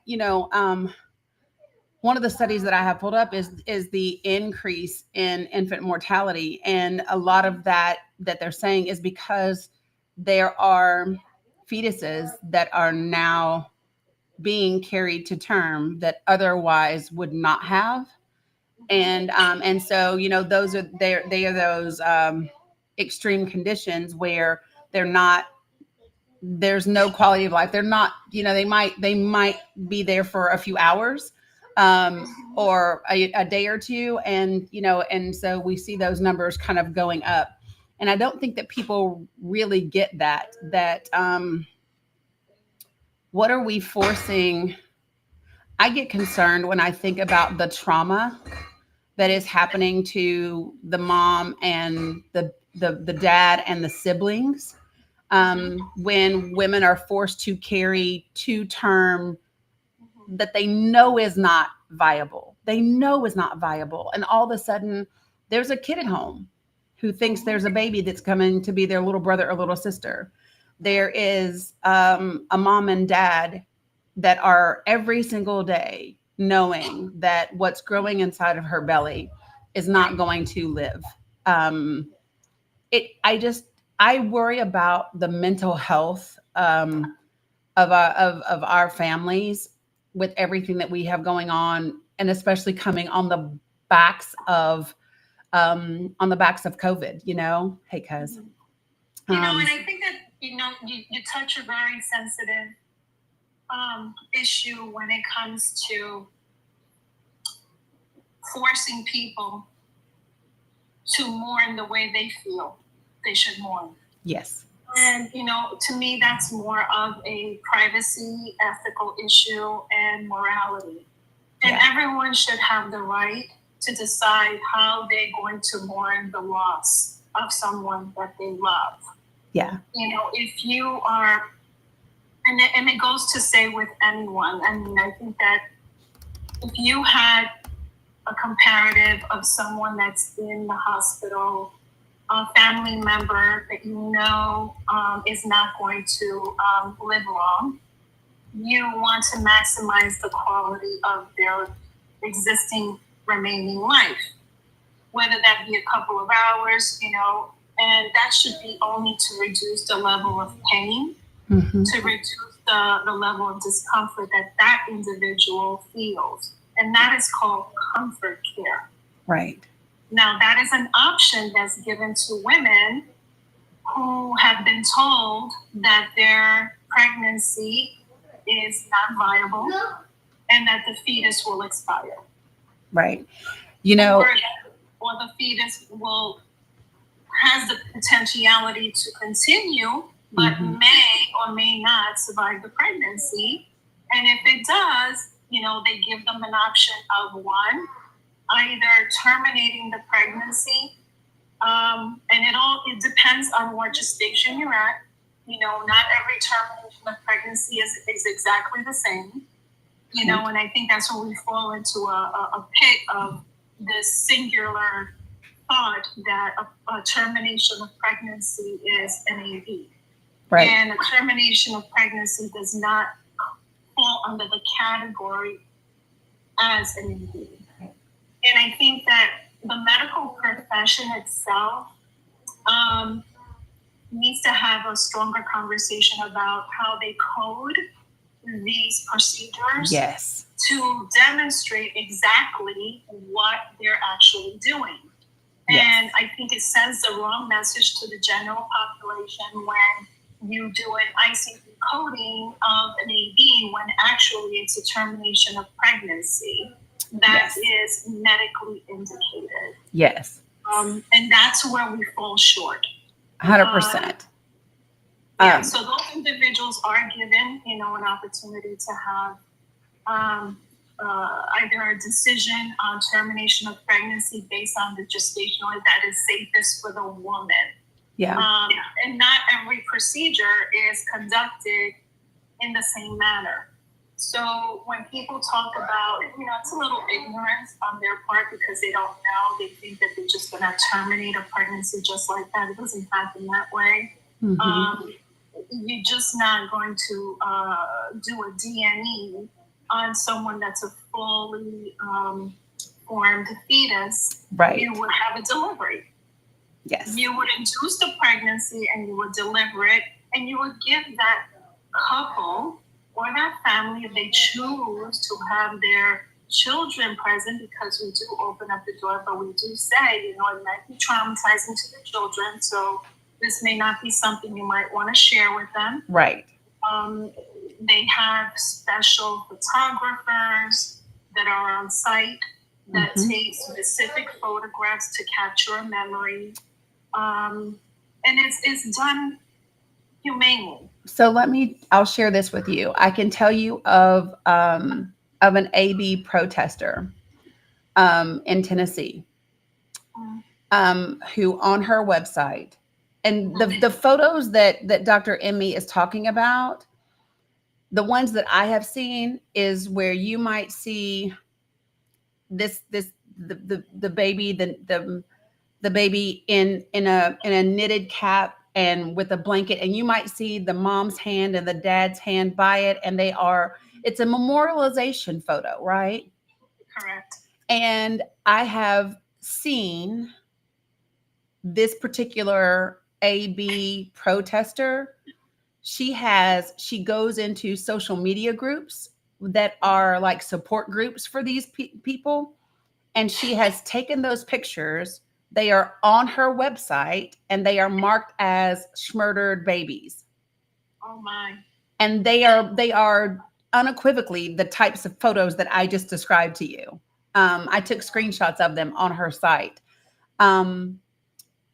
The other thing that I will also tell you about the state of Tennessee is the state of Tennessee requires for the remains from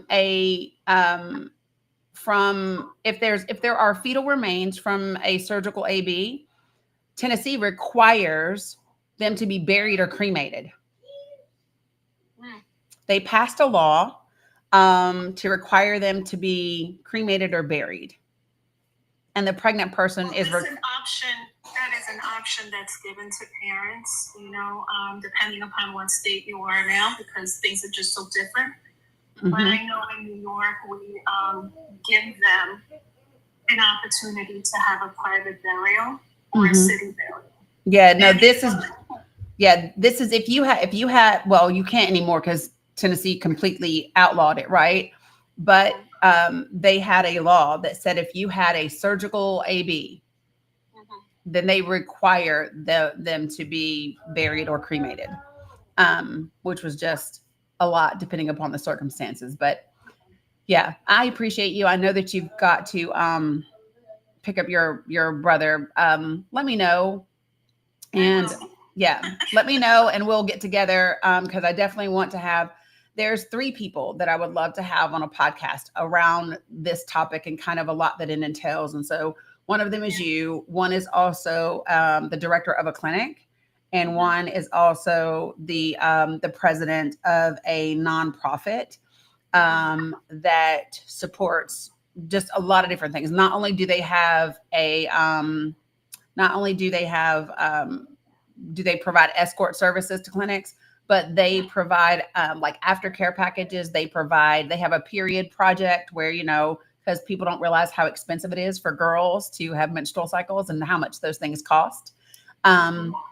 And all of the things. And so, so she's been in the world for a long time as well. And I just think having different perspectives about the different possible experiences that women have would be beneficial. So let me know when your time frees up. Right now I'm kind of like in a I know crisis right now. No worries. I need to take care of this, but I certainly will come back. Yeah. And I'll just leave with this one thing for everyone to really take to heart. If you are planning a pregnancy, please, make sure that your LMP is not documented in any electronic documentation. No apps, nothing. You can do it on paper, keep it at home, that would be your ledger, but do not disclose that information. They can monitor your menstrual cycle and your pregnancy. And the way things are heading, if it doesn't get corrected pretty quickly, they'll start instituting criminalization of anyone that tries to leave the country. Yep. So, we need to be very mindful of those things. I mean, if you're not pregnant, you don't have to worry about it. But if you are, right, women need to protect themselves as well as their daughters. 100%. Yep. Okay, so I'll see you, Danny, and I appreciate you as always. Yes. Bye-bye. Appreciate you so much. Oh, you're welcome. Bye. All right. So, Jen Pin, my answer is I don't know how many states require it. So she's just a great resource medically. One time, I wish that this one provider would come back. He was a neonatologist who was on a while ago, and he was so incredible with the amount of information he was able to give people as a neonatologist. It was just absolutely amazing. And so I was very grateful to the time that Patchy, I was grateful for the time that he was able to come and spend with us. Folks, the whole point about this is that when they talk about it's about money, it's not about money. If it was truly about money, they would be interested in making corporations and the multimillionaires and the billionaires pay their fair share. If it was about money, that's an easy fix. An easy fix is to simply have those folks pay their fair share, period. Easy fixes would be to expand Medicaid across the board. An easy fix would be universal health care. I mean, if you really are for being pro-life, right, and not just pro-birth, then, universal health care would be an easy fix. And when you talk about who would pay for it, folks, listen, we have no money. We have no problem finding money to pay for things. When we want to bail out banks, when we want to bail out corporations, when we want to bail out the real estate market, we find money to do that. And there is money there. Okay. And the money will be there. So those are all things that if it was truly about the money that we could do, very simply, we could do. It's not about that. It is not about that. You want to deport certain types of people while forcing other people to have babies? And remember, there was a time, y'all, when there was forced sterilization of certain types of women. Women belonging to a certain demographic were forced, were sterilized without their consent. Yeah, baby. Your nose is running. Here, baby. And it's Native Americans, Hispanics, Blacks. There's a great book. Y'all know me. I'm always pulling out books for you guys. Here you go. Can you blow? Blow hard. Ooh, that nose is so stuffy. Okay. So this is it. The unaliving of the black body. Unaliving the black body. Let me see if I can get TikTok to, there we go. This is a really good book. It's a really good book. So I recommend it, right? And what more, please? Holly AG. No, you just had one. You have to wait. Holly AG, why don't you go ahead and come up to the panel? I can't give you an invitation because of your settings. Holly AG, if you are really here with the best intentions, just if you say it. Yeah. So again, Holly AG, if you're a real person, if you have decent intentions and you would like to have a respectful conversation, then request to come up. Oh, nah, you've been listening for a while and about to nap. I'm not surprised by that response. If you decide sometime that you want to come up, then feel free to come back and request up. Nobody is surprised that you want to nap, that now is the time that you need to nap. No one is surprised. But, yeah, no one is surprised. At least I know I'm not. But again, folks, it's not about money. And women, this idea. So one thing that I'm going to ask you to be mindful of, and I talk about this a lot, but I'm going to talk about it again. Stop saying things like it's Handmaid's Tale. Don't do that. Don't say things like it's going to be Handmaid's Tale, or it is Handmaid's Tale, or whatever. Don't speak something that we do not want to happen. Don't speak it. Don't call it something that we don't want it to be. Don't do that. Welcome back, Holly AG. Don't do that. I say it all the time. You have to be responsible. Thanks, Jen Penn. You have to be responsible with your words, with your energy, with your effort, with your work.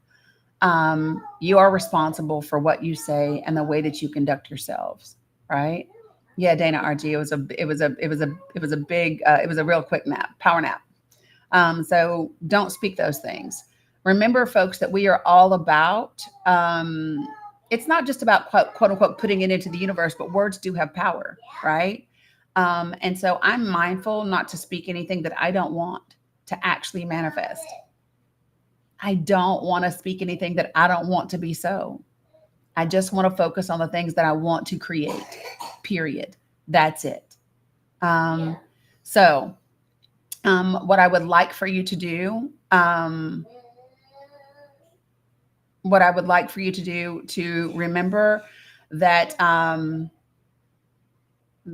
want you all to remember that we are here and we are about doing the work, right? So we had a great training last night. There were about 70 people that attended. I'm going to upload a link to that recording in my link tree. I will put up the link. The links to the bills that I covered today are already there. I will put up the other links. Yes, baby. Bring me the remote here in just a little bit. It is almost 2 p.m., which means it's my quitting time. It is time. So what happened, Uka, is some people had problems with the link. And it was requiring some people to put a password in. It was requiring, so like some people couldn't get in. And I went into Discord, giving people different links and stuff. And so people got in. So that's why I'm going to upload, and I'm going to put the recording link in the link tree. And thanks, Miss Sassy. Don't stomp, baby. And then I will schedule another training soon for those of you who missed it. And we will keep doing the work. We will keep doing the work. Remember, folks, it's not about just calling your individuals. It's not just about calling your representatives. It's not about, no, I'm going to upload it soon. I've downloaded it onto my computer, and so I have to upload it to the drive, and then I'll put the link in the link tree. But it's about also, it was the carve training. Yeah, it was carve training. Thanks, Brandy. So just remember, folks, it's not just about emailing and calling. It's about taking the other steps, petitions, signatures,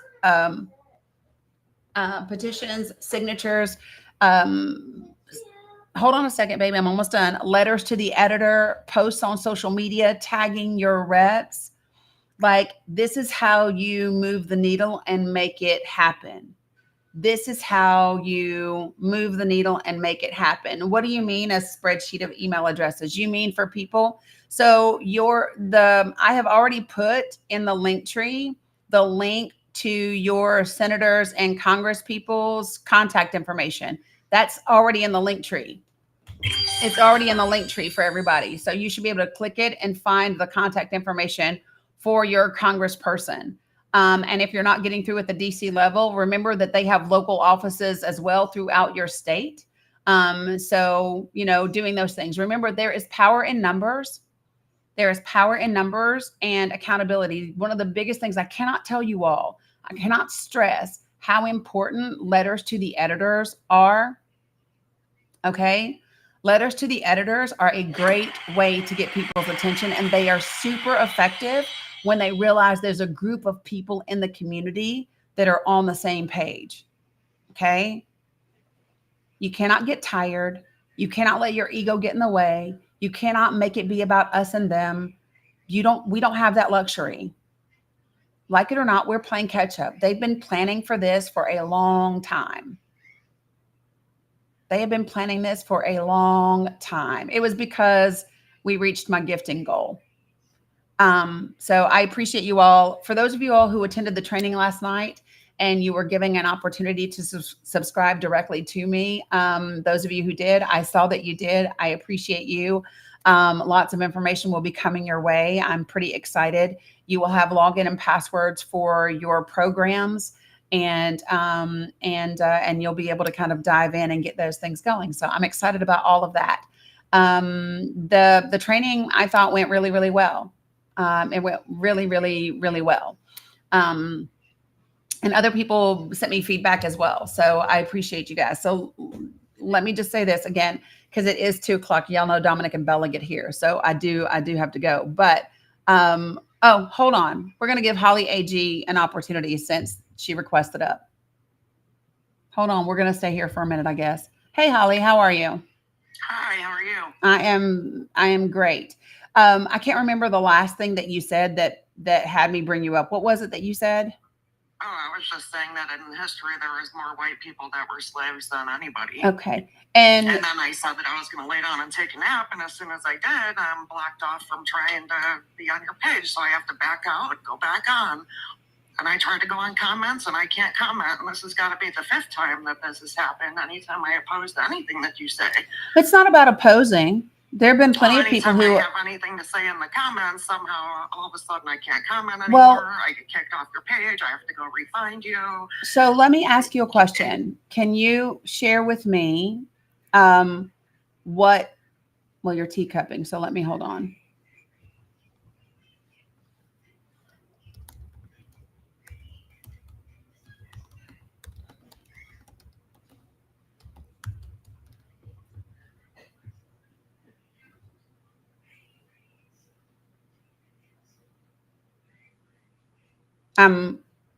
She's teacupping, so I'm kind of waiting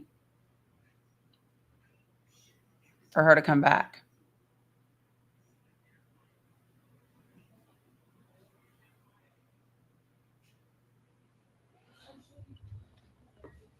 Yeah, you guys be respectful, please. You guys be respectful. Please, please, please, please, please, please.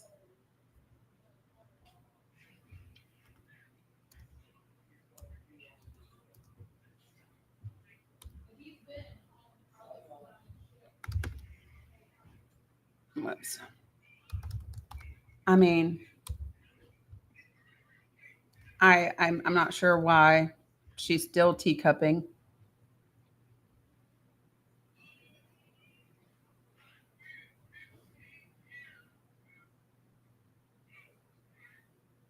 I don't know where she went.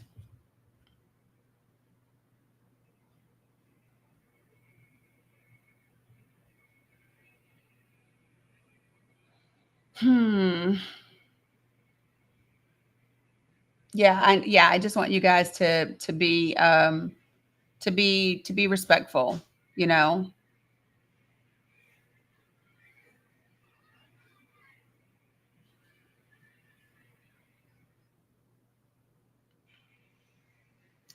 And no, I don't think so. Um, I don't think that she was trying to leave.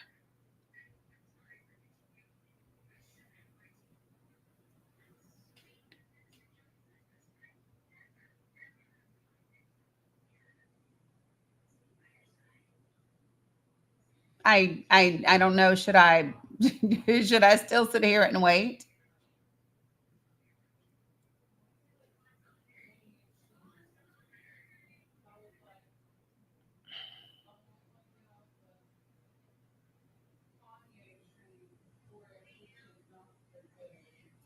Yeah. Well, I'll take her down and I'll see if she comes back. Holly, you're more than welcome to come back up.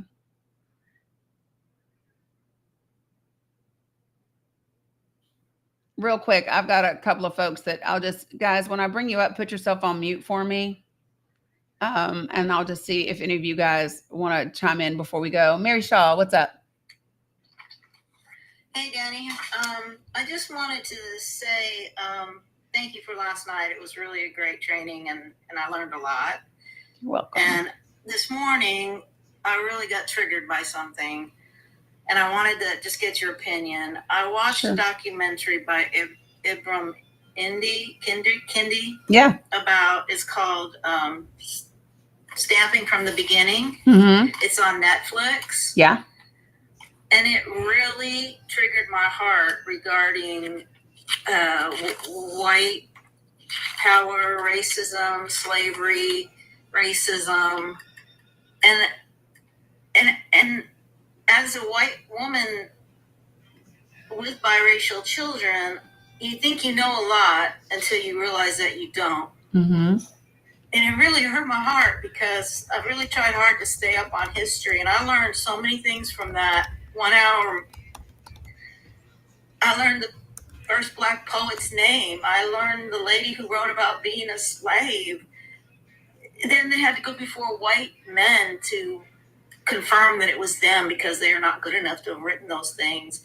Yep. But one of the last things he said that really struck me is that just because you're white and you hang around Black people, or you have mixed race children, or you think you think you're in the groove, you think you're part of the gang, you don't understand until you realize that the responsibility that's bared for how the Black people have had to live their life through so many generations.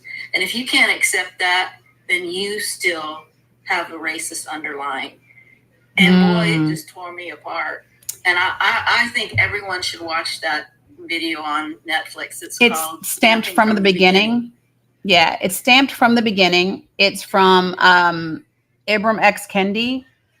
He is the scholar that Donald Trump's YT supremacist nominee for undersecretary said needed to learn his place.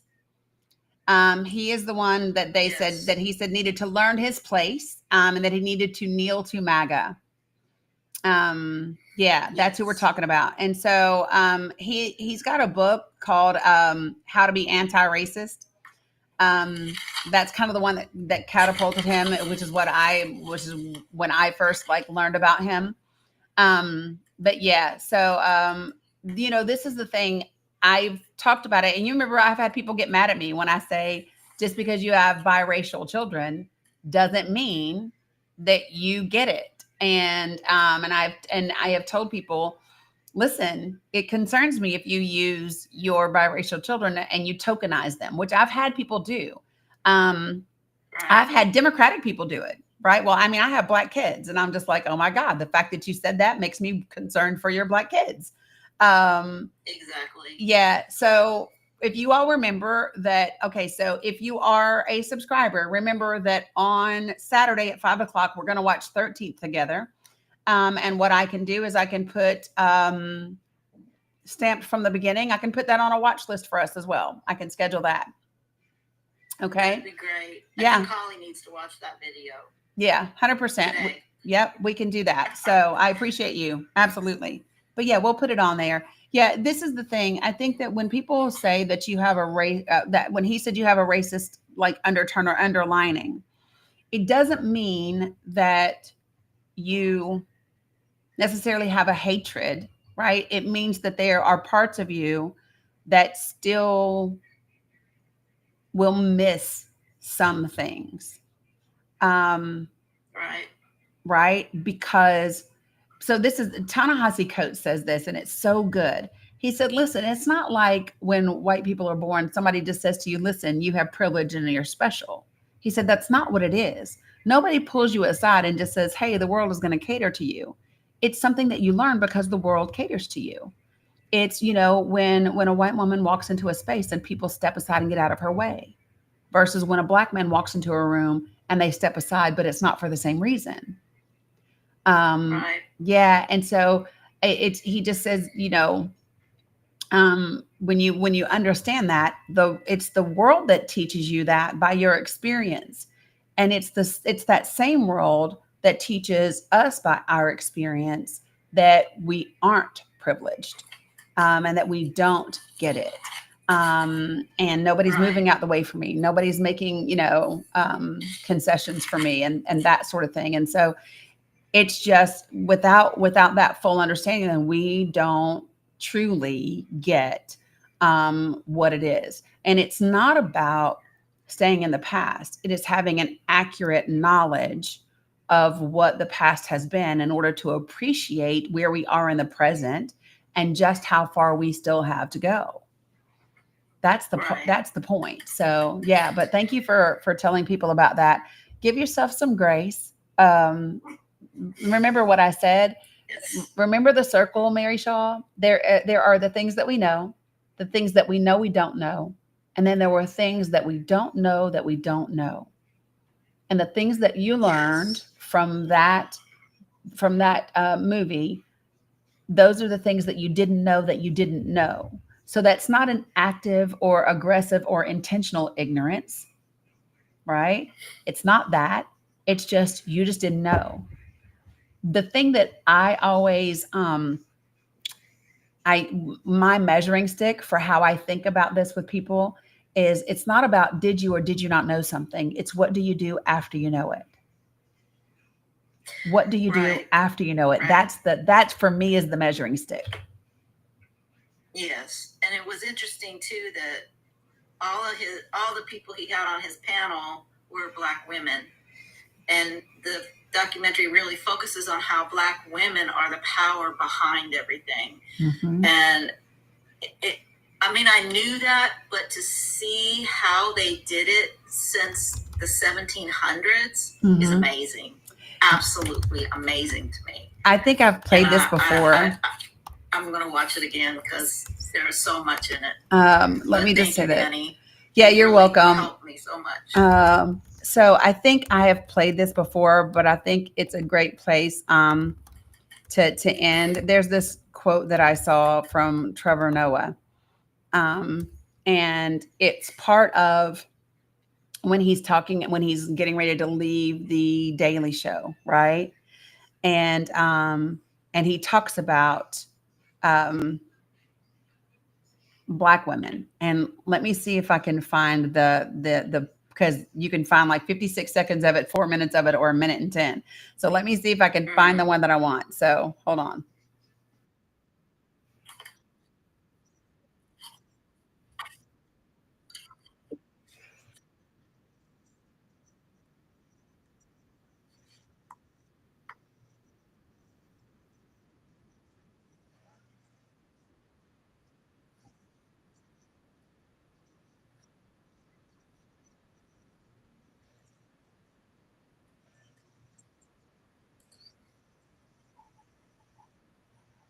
Amen.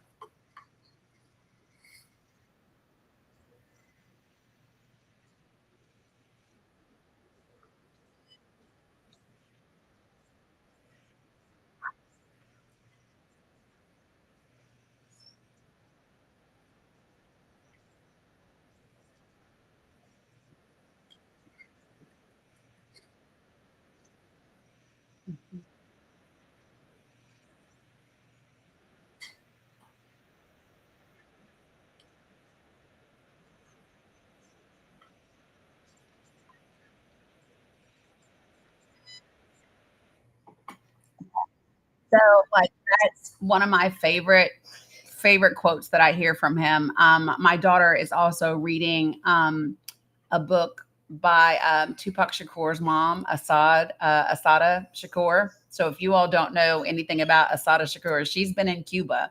She's on the FBI's most wanted list. But she talks quite a bit about what it is like to have been who she was and the time that she was and all the things. So anyway, yeah, you ready? Okay, but I appreciate you, Mary Shaw, greatly. Thank you much. I'll put it on the list. Yep, absolutely. All right, guys. They are literally going to walk through the door at any moment in time. Jen Pen, let me just say this. I plan to go live tonight. Let me see how Mila Poo is doing. And because she's snotty and congested and all the things, I need to take her temperature again. And then we'll go from there. Plus, I need to finish getting the rest of these programs up. And then kind of go from there. Right. Sorry. Thanks, you guys. What did you say to Holly? Holly never came back, and we ain't gonna worry about Holly. So I appreciate you all. I will see you all, if not tonight, tomorrow at 11 a.m. Eastern Standard Time. I'm gonna go take care of babies, grab something to eat, hydrate, and then I will see you all tomorrow morning at 11 a.m. Eastern Standard Time, if not before. All right. See you guys later. Have a good one. Bye.